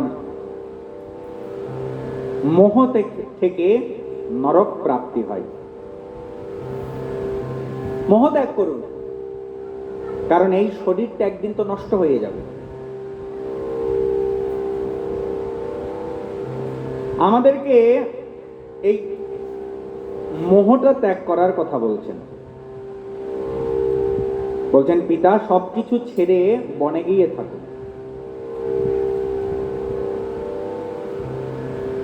আমাদের শাস্ত্রের ব্যবস্থাপনায় 4টা আশ্রম ধর্মের কথা বলেছেন: ব্রহ্মচর্য, গৃহস্থ, বানপ্রস্থ, সন্ন্যাস।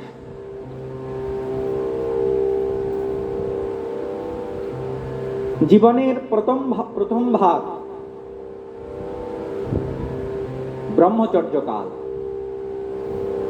ব্রহ্মচর্যকালে কি করবে না? বিদ্যাভ্যাসের সময় শিশুরা বিদ্যা লাভ করবে, এটা হচ্ছে ব্রহ্মচর্যকাল। বিদ্যা অর্জন করার সময় এখানে যে বলছেন যে এই নশ্বর দেহ বেশি দিন থাকবে না, একদিন নষ্ট হবে, এই চিন্তাটা আমরা কখন করব? যখন ধর্মাচরণের সময়। কিন্তু যে বিদ্যাভ্যাস করবে, এই চিন্তা কিন্তু তার জন্য নয়। বিদ্যাভ্যাস করার সময় তখন মনের মধ্যে থাকবে যে আমার কখনো মৃত্যু হবে না। কারণ শিশুরা যদি ওই লেখাপড়া করার সময় গিয়ে যদি বলে আরে কদিন পরে তো মরেই যাবো, আর লেখাপড়া করে কি হবে, এই চিন্তা কিন্তু করা যাবে না। বিদ্যাভ্যাসের সময় চিন্তা থাকতে হবে যে আমার মৃত্যু নেই। কারণ কি?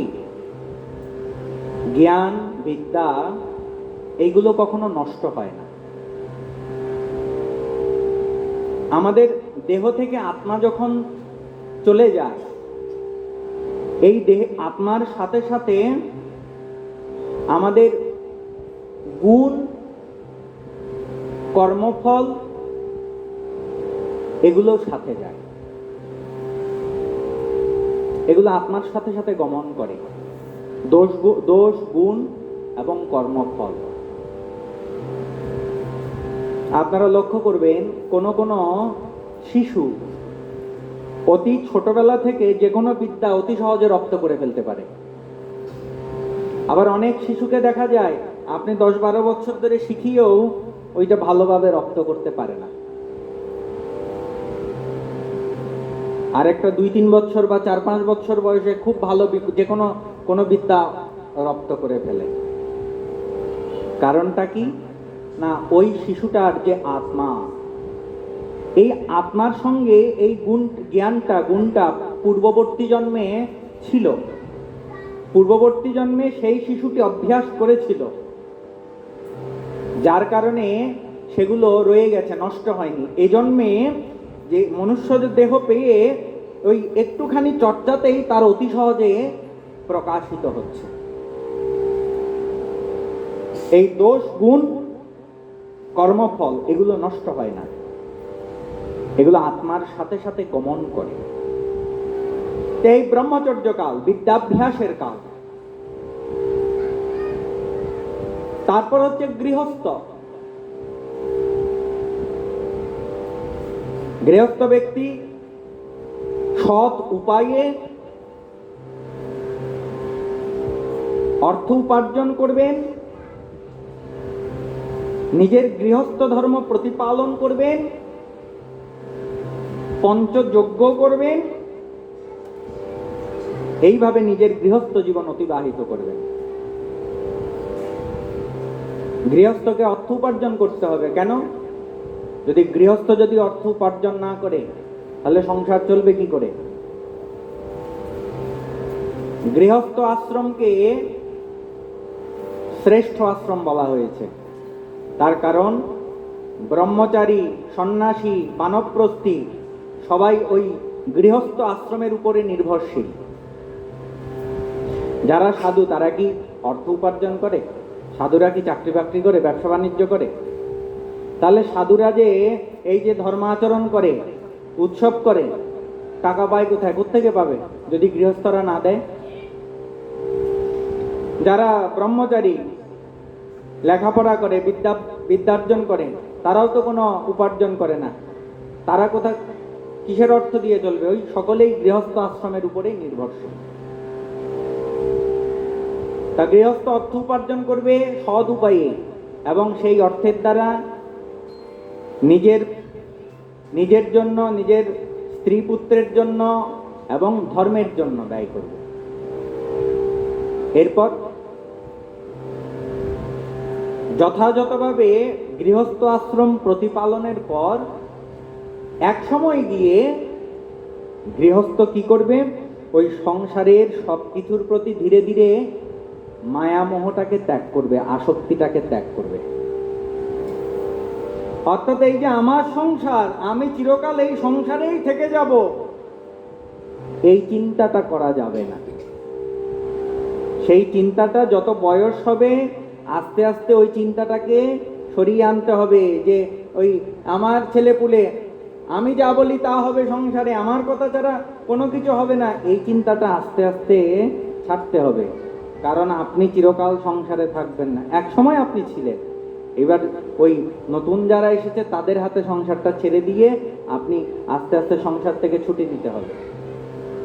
যদি আপনি মনে করেন যে আমি সংসারের কর্তা হয়ে আজীবন বসে থাকব, আপনি কখনো সুখ পাবেন না। এইটা ত্যাগ করতে হবে। পিতাকে বলছেন, পিতা কে কার পুত্র, কে কার কিসের সংসার, এটা ওই আস্তে আস্তে যখন ওই বয়স হবে এই চিন্তাটা মনের মধ্যে আনতে হবে।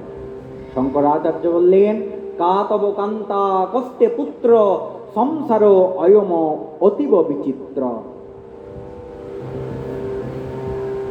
কে তোমার কান্তা, কে তোমার স্ত্রী, কে পুত্র, অতীব বিচিত্র সংসার, কস্য তম্বা কুতঃ আয়াত তত্ত্বম চিন্তয়দিদম ভ্রাত। বলছে কোথা থেকে তুমি এসেছো আর মৃত্যুর পর কোথায় যাবে সেইটা চিন্তা করো। আজীবন কি এইখানে থাকবে সেই চিন্তাটা একবার করো। হে পিতা, আপনি বনে চলে যান, সংসারের প্রতি আসক্তি ত্যাগ করুন।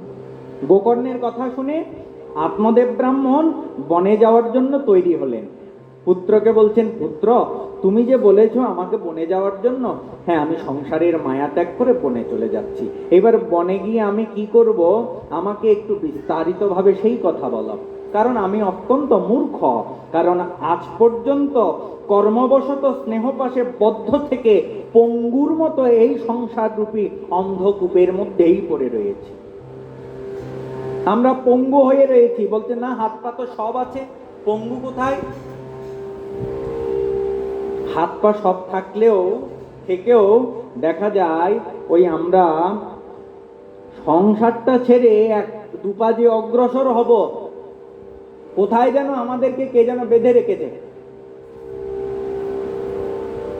এই যে সংসার ছেড়ে কোথাও যেতে পারছি না, দুদিনের জন্য যে একটু ওই তীর্থ করতে যাব, অনেকে সেই সময়ও হয় না, বলতে সংসারে কত কাজ। কেউ মনে হয় এখন সংসারে ওই এত কাজ, একটু ওই ছেলেপুলেগুলোকে বিয়ে দিয়ে যখন ছেলের বউটা আনবো, তারপরে একটু ওই ধর্মকর্ম করতে পারবো, একটু তীর্থে যাব। এবার যখন যেই ছেলের বউ এসেছে, বলছে ছেলের বউকে একা রেখে কি করে যাই, যেতে তো পারি না। বলছে আর কিছুদিন একটু এই ছেলের বউটা একটু সংসারের হালটা গুছিয়ে নি, তারপর আমি যেতে পারবো। এবার কদিন পরে নাতি নাতনি হয়েছে, বলছে এইবার চলেন। বলছে এই নাতি নাতনি গুলোকে তো একা ছেলের বউ দেখতে পারে না, আর আমাকে ছাড়া নাতিগুলো একদম থাকতে চায় না।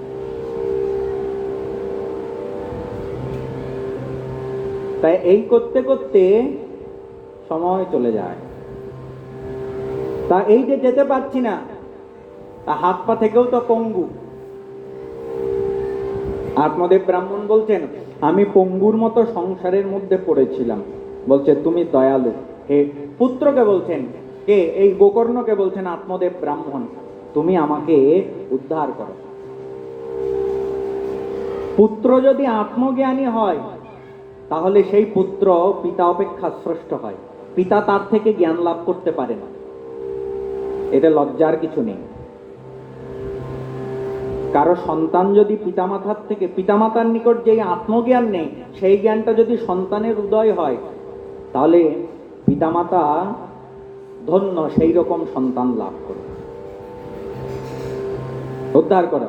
তখন গোকর্ণ বলছেন, হে পিতা, দেহে অস্থি মাংস রুধিরে অভিমতিম ত্যাজোত্তম জায়া সুতাদিষু সদা মমতাম বিমঞ্চ। হে পিতা, সংসারে আমাদের এই যে এত এত বন্ধনের কথা বলছি না,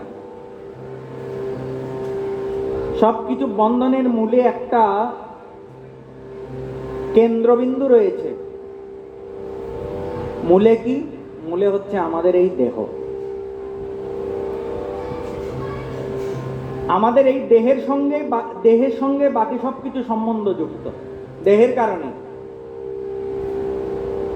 আমাদের যত মায়া মমতা সবকিছু এই দেহের প্রতি। আপনি যা কিছু করছেন সবকিছুর মূলে কিন্তু ঘুরে ফিরে এই দেহটা। যাই করছেন, মনে হচ্ছে আমরা সংসারে ওই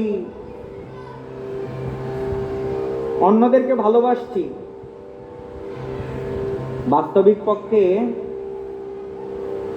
আমরা ওই নিজের দেহর সঙ্গে যার সঙ্গে সম্বন্ধযুক্ত তার প্রতি আমরা প্রীতি দেখাচ্ছি। মূলে কিন্তু দেহ। এই দেহের প্রতি আমাদের যত মায়া মমতা, দেহকে রক্ষা করার জন্য সব। পিতাকে বলছেন, হে পিতা, এই দেহটা হচ্ছে হাড় মাংস আর রক্তের একটা পিণ্ড। এই দেহের জন্য এত অহংবোধ। বলছে এটা তো কিচ্ছু নয়। এই দেহের মধ্যে কি আছে? যেমন একটা বিল্ডিং তৈরির জন্য লোহার রড থাকে ভিতরে, তেমনি এই একটা দেহকে খাড়া করানোর জন্য ওই ভেতরে কতগুলো অস্থি আছে, হাড্ডি আছে। তারপর সেই হাড়ের সঙ্গে কিছু মাংস ওই লেপ্টে দেয়া আছে, এর মধ্যে কিছু রক্ত রয়েছে, আর উপরে সুন্দর করে একটা চামড়া দিয়ে দেয়া আছে। এই রক্ত মাংসের পিণ্ডটাকে একটা চামড়ার আবরণ দিয়ে ঢেকে দেয়া হয়েছে। এই যে আমরা এক একজন দেখতে এত সুন্দর, এত অপূর্ব, একবার চামড়াটা ছাড়া চিন্তা করুন তো। উপরের যে সুন্দর চামড়াটা, এটা ছাড়া একবার চিন্তা করুন তো কতটা বিভৎস দেখতে।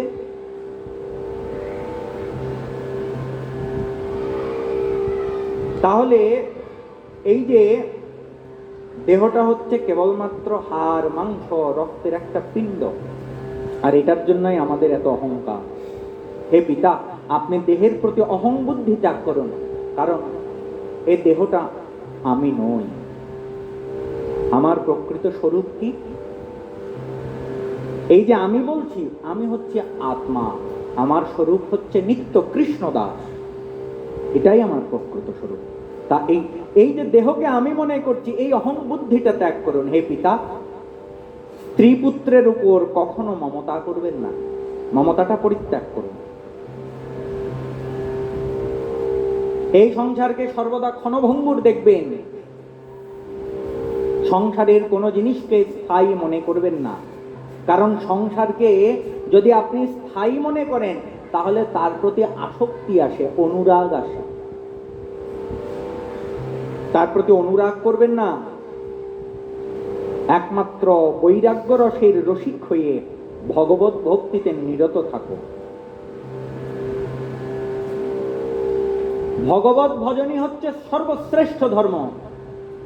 ভগবানের ভজনা করা, নিরন্তর তাই নিয়ে থাকুন। আর অন্য যাবতীয় যত লৌকিক ধর্ম আছে বলছে সেগুলো ত্যাগ করুন। আমরা যা কিছু ধর্ম আচরণ করি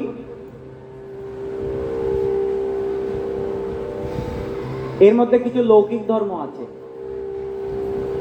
আমরা বিভিন্ন ধর্মানুষ্ঠান করি না, কিছু লৌকিক ধর্ম আছে।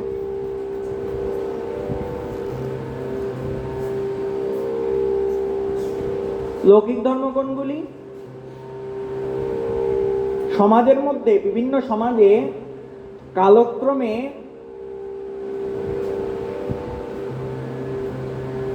এক এক সমাজে এক একটা নিয়ম তৈরি হয়ে গেছে।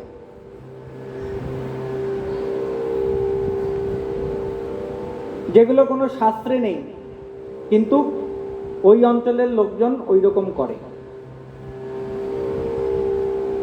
এগুলোকে বলে লৌকিক ধর্ম।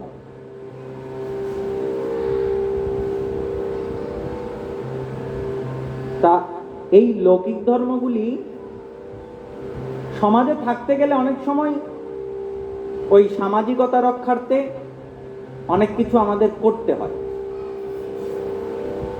কিন্তু এগুলোই কিন্তু আমাদের সব নয়। এগুলো নিয়ে আঁকড়ে ধরে পড়ে থাকলে হবে না। মুখ্য ধর্ম হচ্ছে ভগবত ভজন, সেটা মুখ্য। আর বাকি ওই লৌকিক লোকাচার, লোকে দেখার জন্য, ওই লোকে দেখলে খুশি হবে, লোকে দেখলে ভালো বলবে, বাহ খুব সুন্দর অনুষ্ঠান হয়েছে, অনেক বড় করে অনুষ্ঠান হচ্ছে,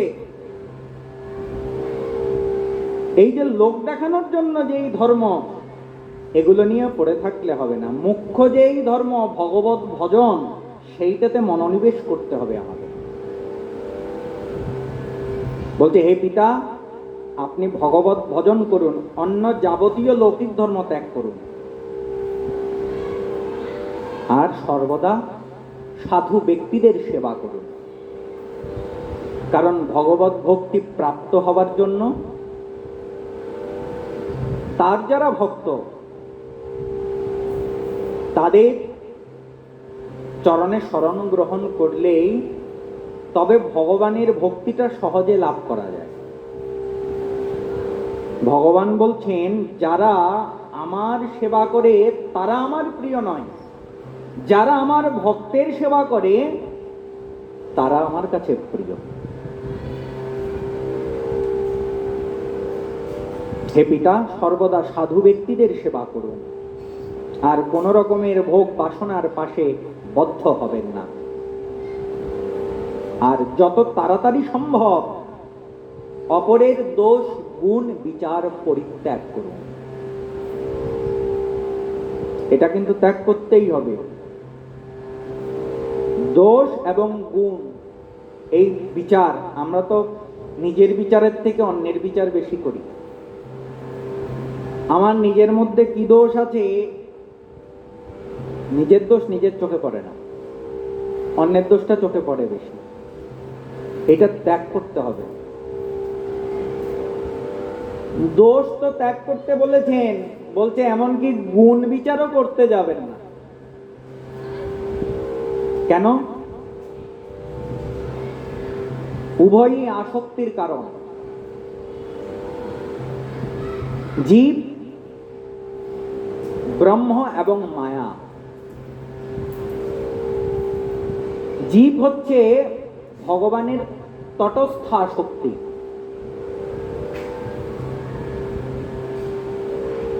এই জীব চাইলে ভগবানের ভজন করে ভগবানের কাছে যেতে পারে, আবার জীব চাইলে ভগবানকে ভুলে গিয়ে ভগবানের ভজন না করে সংসারের ভোগের মধ্যে ডুবে বিষয়ে আসক্ত হয়ে ওই মায়ার দুঃখ ভোগ করতে পারে।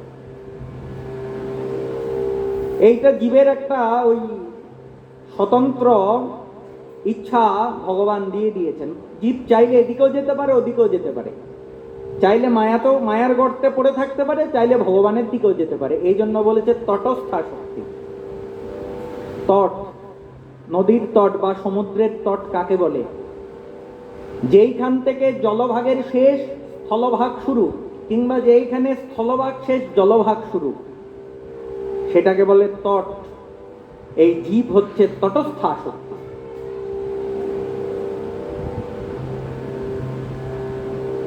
জীব যদি এই মায়াময় জগতের গুণচিন্তা করতে থাকে, তাহলে মায়ার জগতের প্রতি আসক্ত হবে, মায়ায় আবদ্ধ হবে। আর জীব যদি মায়াময় জগতের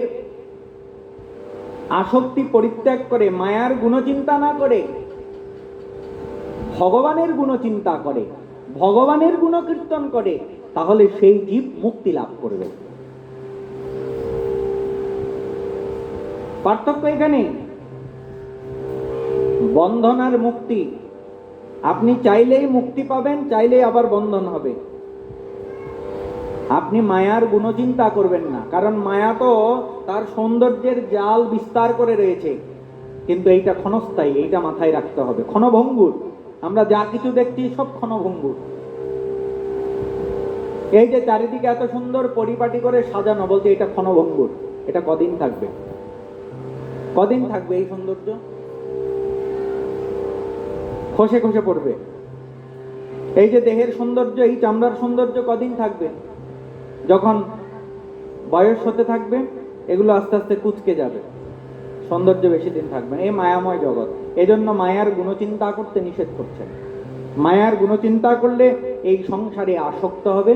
আর যদি ব্রহ্মের চিন্তা করা যায়, তাহলে জীবের মুক্তি হবে, কল্যাণ লাভ হবে, ভগবত প্রাপ্তি হবে। এই যে আমরা এই জন্য ভগবান কি করেছেন? ভগবান এত লীলাবিলাস কেন করেছেন? ভগবানের লীলা করার কি প্রয়োজন? আমরা যে বলি না ভগবান এই লীলা করেছেন, সেই লীলা করেছেন, কেন লীলা করেছেন? কেন ভগবান কি দরকার? ভগবান যদি লীলা না করেন, তাহলে আমরা সেই লীলা কথা, ভগবানের কথা আলোচনা করতে পারতাম? তিনি লীলা করেছেন বলেই তার লীলা কথা আমরা আলোচনা করতে পারছি। তিনি অবতীর্ণ হয়েছেন বলেই তার কথা আমরা বলতে পারছি। ভগবান এই জন্যই লীলা করেছেন, যাতে তার ভক্তরা তার কথা আলোচনা করতে পারে। আমরা তো সংসারের কথা আলোচনা করি না। সংসারে কি হলো, আত্মীয় স্বজন সব একত্রিত হলে কোনো অনুষ্ঠানে নাতিটার কি হলো, ছেলেটার কি হলো, মেয়েটার কি হলো, মেয়ে জামাইয়ের কি হলো, এইসব কথাই তো আলোচনা করি।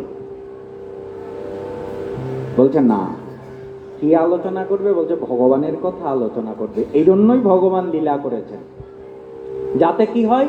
যাতে আমাদের মুক্তির পথ প্রশস্ত হয়। আমরা যতই বেশি ভগবানের কথা বলবো, যত বেশি ভগবানের কথা শুনবো, তত বেশি ওই আমাদের সংসারের বন্ধন শিথিল হতে থাকবে, ভগবানের প্রতি ভক্তি লাভ হবে, ততই আমরা ভগবানকে লাভ করতে পারি। হে পিতা, আপনি যত তাড়াতাড়ি সম্ভব সংসারের দোষগুণ বিচার ত্যাগ করে একমাত্র ভগবত সেবা, ভাগবতী কথার রস পান করতে থাকুন। সেবা কথা রসমহ পিতর নিতরাম পেয়বত্তম। পুত্রের এই উপদেশ আত্মদেব ব্রাহ্মণ প্রভাবিত হয়ে গৃহত্যাগ করে বনে গমন করলেন।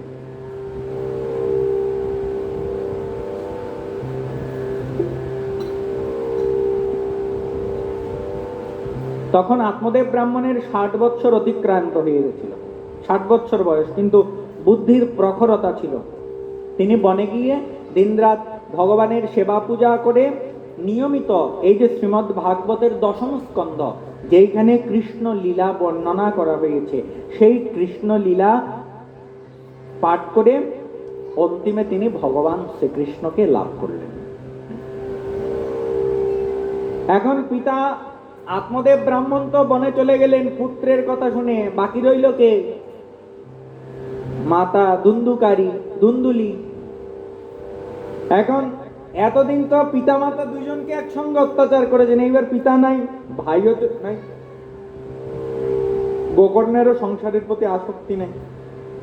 এবার ধুন্ধুকারী তার মা ধুন্ধুলিকে বেদম প্রহার করতে লাগলেন, আর এই বলে, এই টাকা পয়সা কোথায় রেখেছিস, বাইর করে। ইচ্ছা মতো পিটায়, আর টাকা পয়সা কোথায় রেখেছে খুঁজে দিতে বলে। বলছে এখনই, আর টাকা দিতে না চাইলে জ্বলন্ত মশাল আগুন নিয়ে, বলছে এই এখন মুখের মধ্যে আগুন দিয়ে মেরে ফেলবো। এইরকম ধমকানি চমকানি আর সহ্য করতে না পেরে ছেলের অত্যাচারে ত্রস্ত হয়ে একদিন রাত্রে ধুন্ধুলি কি করলেন, কুয়োর মধ্যে ঝাঁপ দিয়ে মারা গেলেন। আর গোকর্ণ তীর্থযাত্রায় বেরিয়ে পড়লেন। তার কোনো শত্রু মিত্র কিছু ছিল না, সুখ দুঃখ কিছু ছিল না। গোকর্ণ তীর্থে পরিভ্রমণ করতে লাগলেন, আর এদিকে পিতাও গেছে, মাতাও গেছে, ভাইও গেছে। ধুন্ধুকারী ঘরের মধ্যে একা, তার তো আর এখন বাধা দেওয়ার কেউ নাই। এবার ধুন্ধুকারী কি করেছে, ঘরের মধ্যে পাঁচটা দুষ্টা রমণী বেশ্যাকে নিয়ে এসেছে, আর তাদের জন্য নানা রকমের ভোগ্য বস্তু জোগাড়ের চিন্তায় তার বুদ্ধিভ্রম। তাদেরকে খুশি করার জন্য নানা রকমের কুকর্ম অপকর্ম সব করতে লাগলেন। এতটাই উন্মত্ত যে ধুন্ধুকারীর একবারও মৃত্যু চিন্তা হতো না। ওই দুষ্টা রমণীদের জন্য অর্থ সংগ্রহের জন্য বেরিয়ে পড়তেন। যেখানে যা পেতেন চুরি করে, সব ধন সম্পত্তি ডাকাতি করে, যা পারতেন করে নিয়ে আসতেন। একদিন হয়েছে কি, সেই রাত্রে ধুন্ধুকারী অনেক ধন সম্পদ নিয়ে এসেছে। ধন সম্পদ নিয়ে এনে ওই সেই বেশ্যাগুলোকে দিয়েছে। এবার বেশ্যাগুলো চিন্তা করছে, আচ্ছা এই যে ধুন্ধুকারী প্রতিদিন এত এত চুরি করে ধন সম্পত্তি চুরি করে আনে, তা একদিন তো রাজার লোকেরা একে ধরে নিয়ে যাবে। রাজার লোকেরা ধরে নিয়ে গিয়ে তার ধন সম্পত্তি কেড়ে নেবে, তাকেও মেরে ফেলবে। তা একদিন যখন একে মরতেই হবে, তা আমরা তো একটা কাজ করতে পারি, তার ধন সম্পত্তিগুলো আমরা এখন নিয়ে গিয়ে তাকে আমরা এখন মেরে ফেলি। তারা এই চিন্তা করলেন যে আমরা একে এখন মেরে যা কিছু আছে সবকিছু নিয়ে নেব। সেদিন রাত্রে ঘুমের মধ্যে ধুন্ধুকারীকে দুইজনে হাত চেপে ধরেছে, দুইজনে পা ধরেছে, একজন গলায় ফাঁস দিয়েছে। ওই কোনোভাবেই আধমরা করে যখন মরছে না, জ্বলন্ত আগুন এনে মুখের মধ্যে ঠেসে ধরেছে। ছটফট করতে করতে ওই ধুন্ধুকারী মারা গেছে। আর সেই বেশ্যারা তার দেহটাকে কি করেছে, একটা গর্তের মধ্যে পুঁতে দিয়েছে। তারা বলছে লোকে জিজ্ঞাসা করলে কি বলবো? বলছে লোকে জিজ্ঞাসা করলে বলবো সে অর্থ উপার্জন করার জন্য দূরে কোথাও গেছে, কে কার খবর রাখবে? বলছে এইরকম বলবো। এই 5 জনে মিলে সব টাকা পয়সা নিয়ে চলে গেল। এর থেকে আমরা কি শিক্ষা পাই? ভাগবত এই শাস্ত্রে বলছেন, এইখানে স্ত্রীণাম নৈবতু বিশ্বাসম দুষ্টানাম কারয়েদ বুধহ বিশ্বাসে স্থিতে মূঢ় স দুঃখই পরিভূয়তে। বলছে বুদ্ধিমান মানুষের কখনো দুষ্ট নারীদেরকে বিশ্বাস করা উচিত নয়। যে রমণী দুষ্ট, যার চরিত্র ঠিক নেই, যার আচরণ ঠিক নেই, বলছে বুদ্ধিমান পুরুষ, বুদ্ধিমান মানুষ কখনো সেই নারীকে বিশ্বাস করা উচিত নয়। যে মূর্খ এইরকম দুষ্ট রমণীকে বিশ্বাস করবে তাকে দুঃখ পেতে হবে। কারণ এরা ততক্ষণই আপনার সঙ্গে রসালো মধুর কথা বলবে, কিসের জন্যে? অর্থের জন্যে। দুষ্ট রমণীরা তারা বিত্তবান লোকের সঙ্গে মধুর মধুর আলাপ করে, তাকে ভালোবেসে মনে হয় যে খুব ভালোবাসা, তার প্রতি কোনো ভালোবাসা নয়, ভালোবাসা হচ্ছে তার অর্থের প্রতি। এই জন্য দুষ্টা রমণীকে কখনো বিশ্বাস করতে নেই। তারা রসালো কথা বলে, কামুকের হৃদয়ে অমৃত রসের সঞ্চার করে। আর ওই ব্যক্তি যদি কামুক হয়, ওই পুরুষ যদি কামুক হয়, তখন সেই দুষ্টা রমণীর মধুর কথাতে একদম ভুলে যায়। যদি বিজ্ঞবান হয় তাহলে কখনো তিনি ওই তার মধুর কথাতে ভুলবে না। এদের হৃদয় হচ্ছে শানিত ছুরির মতো, উপরে মিষ্টি কথা, কিন্তু হৃদয়টা বলতে ওই তলোয়ারের মতো তীক্ষ্ণ। কাজেই এই রকম নারীর প্রতি আসক্ত হওয়া উচিত নয়। এই কুলোটারা ধুন্ধুকারীর সব সমস্ত হাতিয়ে নিয়ে চলে গেল। কারণ এই রকম পতি তাদের না জানি আরো কত হয়েছে, যার কাছেই অর্থ পেয়েছে।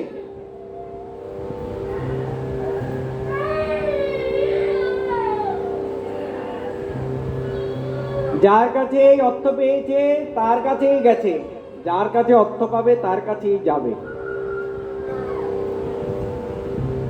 তাই এই ধুন্ধুকারী মৃত্যু হলো। এই যে প্রবল এত এত পাপ করেছে, এই পাপের ফলে ধুন্ধুকারী প্রেতজনী প্রাপ্ত হয়েছে। গোকর্ণ পরবর্তীতে লোকমুখে শুনতে পেলেন তার ভাইয়ের এই দুরবস্থার কথা। গোকর্ণ কি করলেন? ওই তীর্থস্থানে ঘুরে বেড়ান তো, তা তিনি গয়াতে গিয়ে তার ভাইয়ের উদ্দেশ্যে শ্রাদ্ধ, গয়া শ্রাদ্ধ করেছেন। আমরা গয়া শ্রাদ্ধ করি না আমাদের পিতৃপুরুষের উদ্দেশ্যে? গোকর্ণ গয়া শ্রাদ্ধ করেছেন। তা একদিন গোকর্ণ ঘুরতে ঘুরতে ওই নিজ বাড়িতে এসেছেন। বাড়িতে এসে বাড়ির আঙিনায় শুয়েছেন। শুয়ে গোকর্ণ রাত্রিবেলা শুয়েছেন। হঠাৎ করে দেখছেন কে যেন রাত্রেবেলা ওই তাকে ভয়ঙ্কর মূর্তি ধারণ করে তাকে ভয় দেখাচ্ছে। এক এক সময় এক একটা রূপে তাকে ভয় দেখানোর চেষ্টা করছেন। শেষকালে এক মানুষ রূপে দেখা দিয়েছে। গোকর্ণ জিজ্ঞাসা করলেন, কে তুমি, আমাকে এইভাবে ভয় দেখাচ্ছ?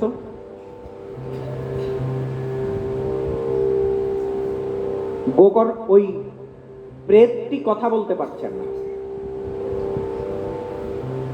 গোকর্ণ কি করলেন? তখন তার কমণ্ডলু থেকে শুদ্ধ জল মন্ত্রোচ্চারণ করে ছিটিয়ে দিলেন। তখন সেই প্রেতাত্মা কথা বলছেন, হে গোকর্ণ, আমি তোমার ভাই, আমার নাম ধুন্ধুকারী। আমি নিজের দোষে, নিজের কর্মদোষে ব্রাহ্মণত্ব খুইয়েছি। আমি ব্রাহ্মণ হয়েও ওই হীন আচরণ করেছি, অকর্ম কুকর্ম করে বেরিয়েছি। আজ আমার প্রেতজনী প্রাপ্ত হয়েছে।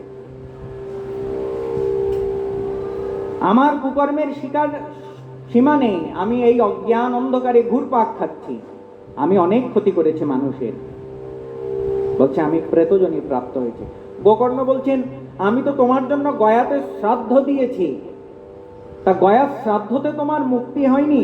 ধুন্ধুকারী বলছেন, হে গোকর্ণ, আমি এমন পাপ করেছি ওই শত গয়া শ্রাদ্ধেও আমার মুক্তি হবে না। যারা অতি মহাপাতকী, আমরা গয়াতে শ্রাদ্ধ দিই আত্মার মুক্তির জন্য তো, কিন্তু অতি পাতকী তাদের গয়া শ্রাদ্ধতেও মুক্তি হয় না। এই ধুন্ধুকারী তার প্রমাণ। বলতে শত গয়া শ্রাদ্ধ করলেও আমার মুক্তি হবে না। তাহলে কি করা যায়? ঠিক আছে, আমি দেখছি কি করা যায়। পরদিন প্রাতঃকালে গোকর্ণ বিদ্বান পণ্ডিত ব্রাহ্মণদের সঙ্গে আলোচনা করছেন কি করা যায়। ব্রাহ্মণগণ তারা চিন্তা করছেন, গয়াশ্রাদ্ধে তো মুক্তি হলো না, কি করা যায়।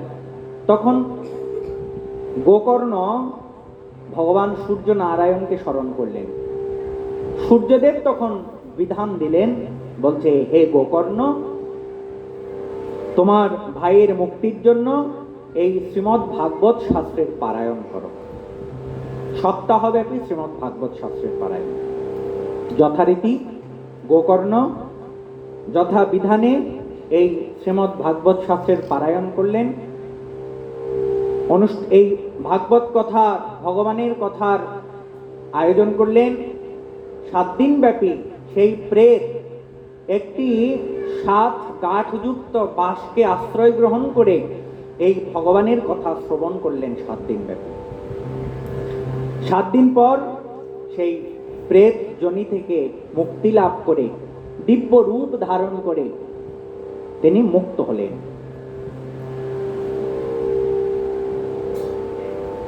ধুন্ধকারীর মুক্তি হলো। ধুন্ধকারীকে নেয়ার জন্য দেবদূতগণ বিষ্ণুদূতগণ এসেছেন। ধুন্ধকারী অনেক কথা বলছেন, আমাদের সময় শেষ, আমরা আজকে বিস্তারিত যাচ্ছি না।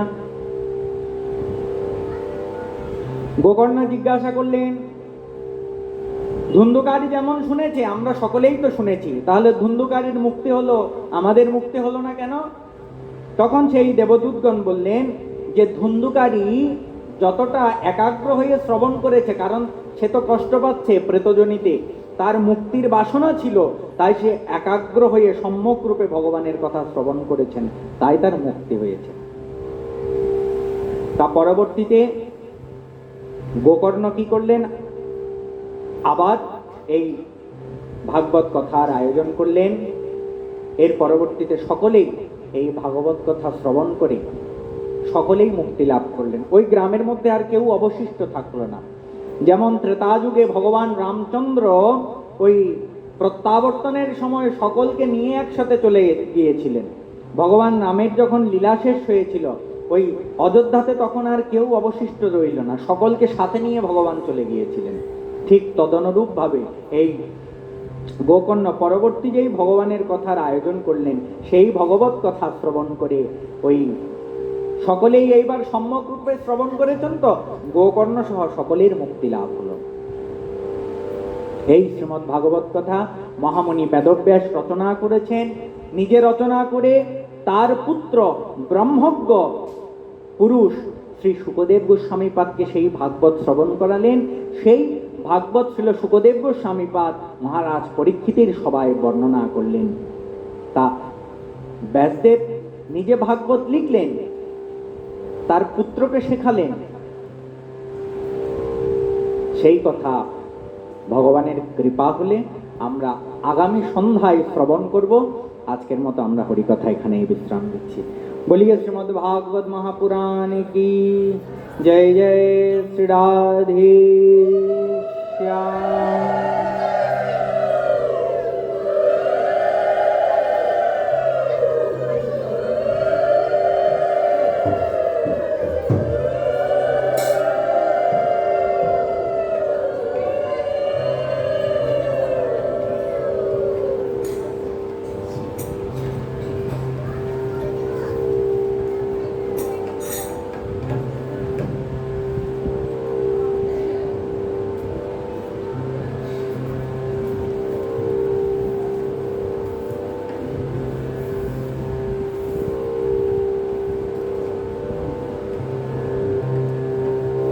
जय जय राधे कृष्ण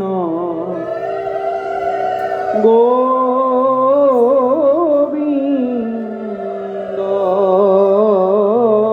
जय जय राधे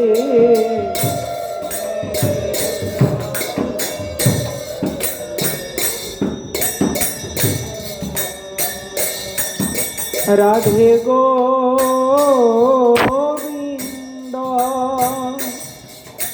राधे गोविंद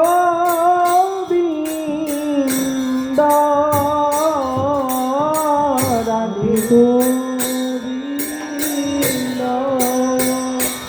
राधे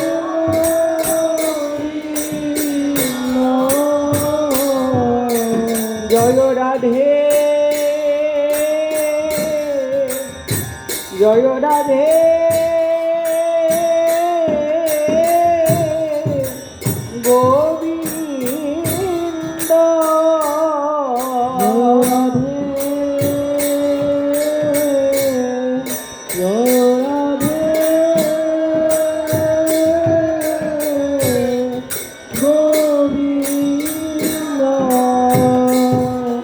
আমায় এবার দয়া করো রাধে,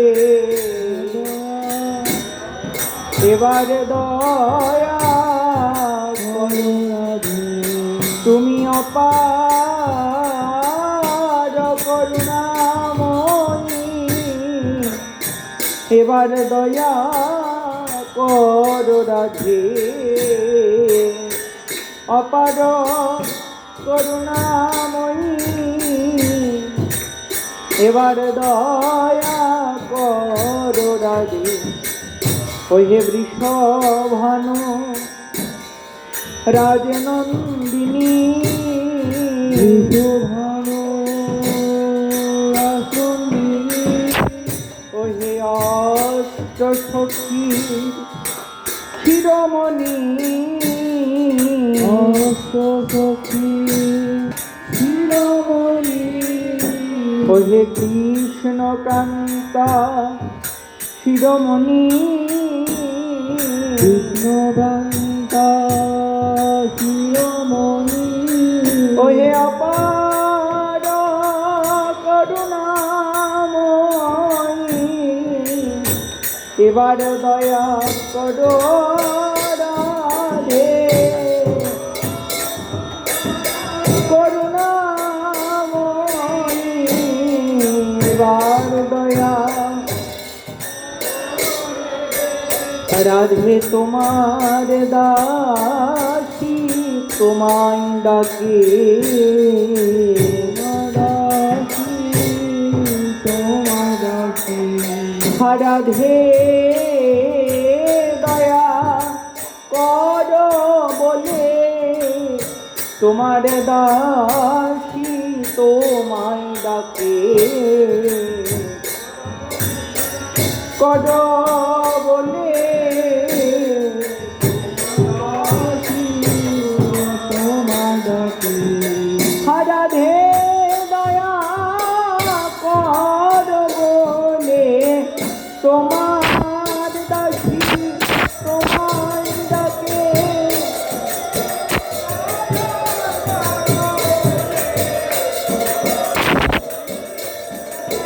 জয় রাধে জয় রাধে জয় রাধে জয় রাধে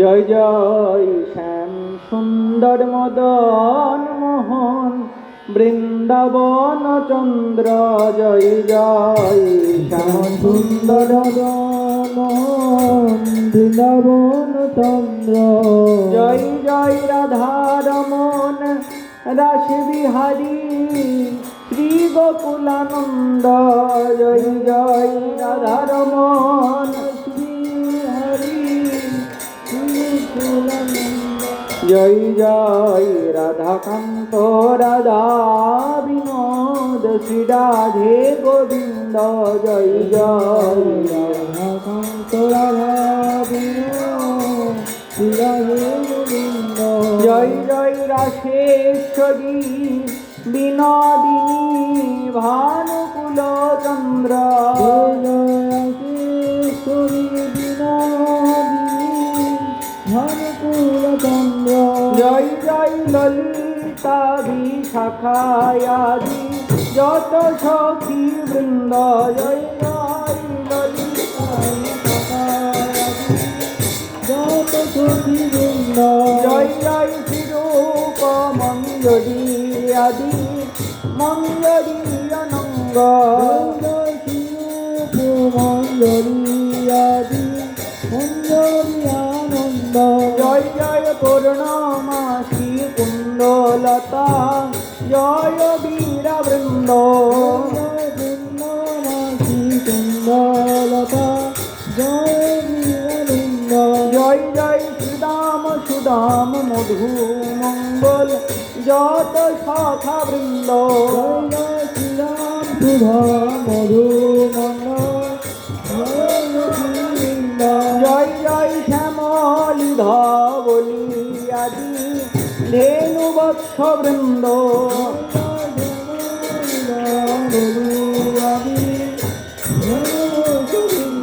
তোমরা সবে মিলে করো কৃপা আমি অতি মন্দ, তোমরা সবে মিলে কর কৃপা আমি অতি মন্দ, সবে কৃপা করে দাও হে যুগল চরণারবিন্দ, সবে কৃপা করে দাও যুগল চরণারবিন্দ, যেন আকুল প্রাণে গাইতে পারি রাধে গোবিন্দ, যেন আকুল প্রাণে গাইতে পারি রাধে গোবিন্দ, জয় জয় রাধে কৃষ্ণ গোবিন্দ, জয় জয় রাধে কৃষ্ণ গোবিন্দ, রাধে গোবিন্দ, রাধে গোবিন্দ, রাধে গোবিন্দ, রাধে গোবিন্দ, জয় জয় রাধে কৃষ্ণ গোবিন্দ, জয় জয় রাধে কৃষ্ণ গোবিন্দ।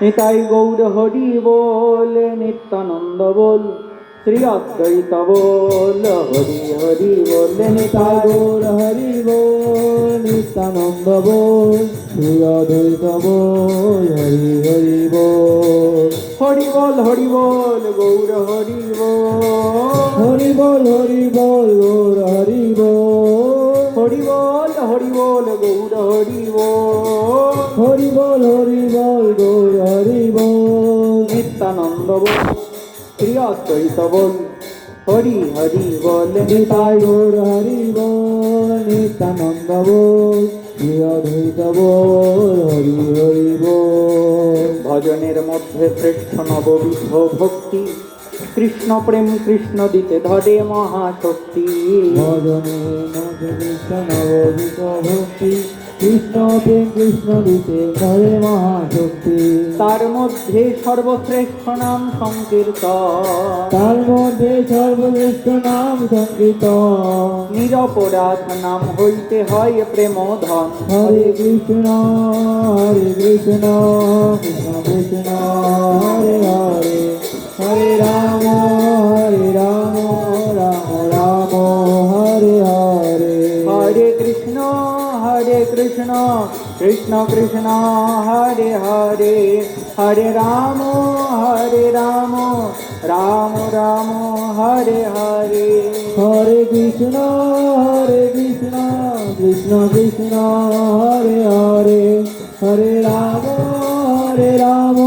রাম রাম, হরে হরে, হরে কৃষ্ণ কৃষ্ণ কৃষ্ণ হরে হরে, হরে রাম রাম রাম হরে হরে, হরে কৃষ্ণ কৃষ্ণ কৃষ্ণ, হরে হরে, হরে রাম রাম হরে হরে, হরে কৃষ্ণ কৃষ্ণ কৃষ্ণ হরে হরে, হরে রাম রাম রাম হরে হরে, হরে কৃষ্ণ কৃষ্ণ কৃষ্ণ, হরে হরে, হরে রাম রাম হরে হরে, গৌর হরি বল নিতাই গৌর হরি বল, গৌর হরি বল, তাই গৌর হরি বল, গৌর হরি বল, নিত্যানন্দ বল, গৌর হরি বল, নিত্যানন্দ বল, নিত্যানন্দ বল, গৌর অদ্বৈত বল, নিত্যানন্দ বল, গৌর অদ্বৈত বল, অদ্বৈত বল, গৌর গদাধর বল, অদ্বৈত বল, গৌর গদাধর বল, গৌর গদাধর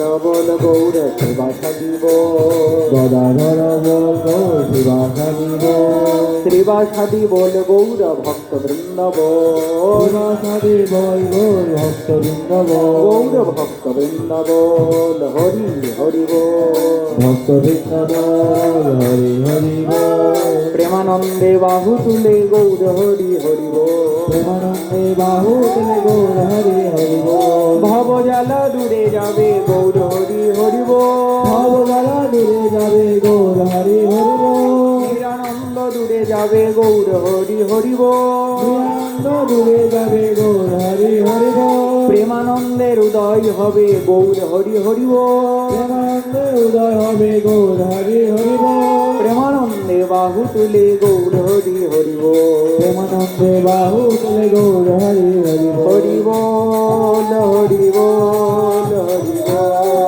হরি বল। হরি বল হরি বল হরি বল হরি বল। হরি বল হরি বল হরি বল হরি বল। হরি বল হরি হরি বল। বল হরি বল। জয় জয় শ্রী রাধে শ্যাম নিতাই গৌর सीतानाथ प्रेमानंदे हरि हरि बोल।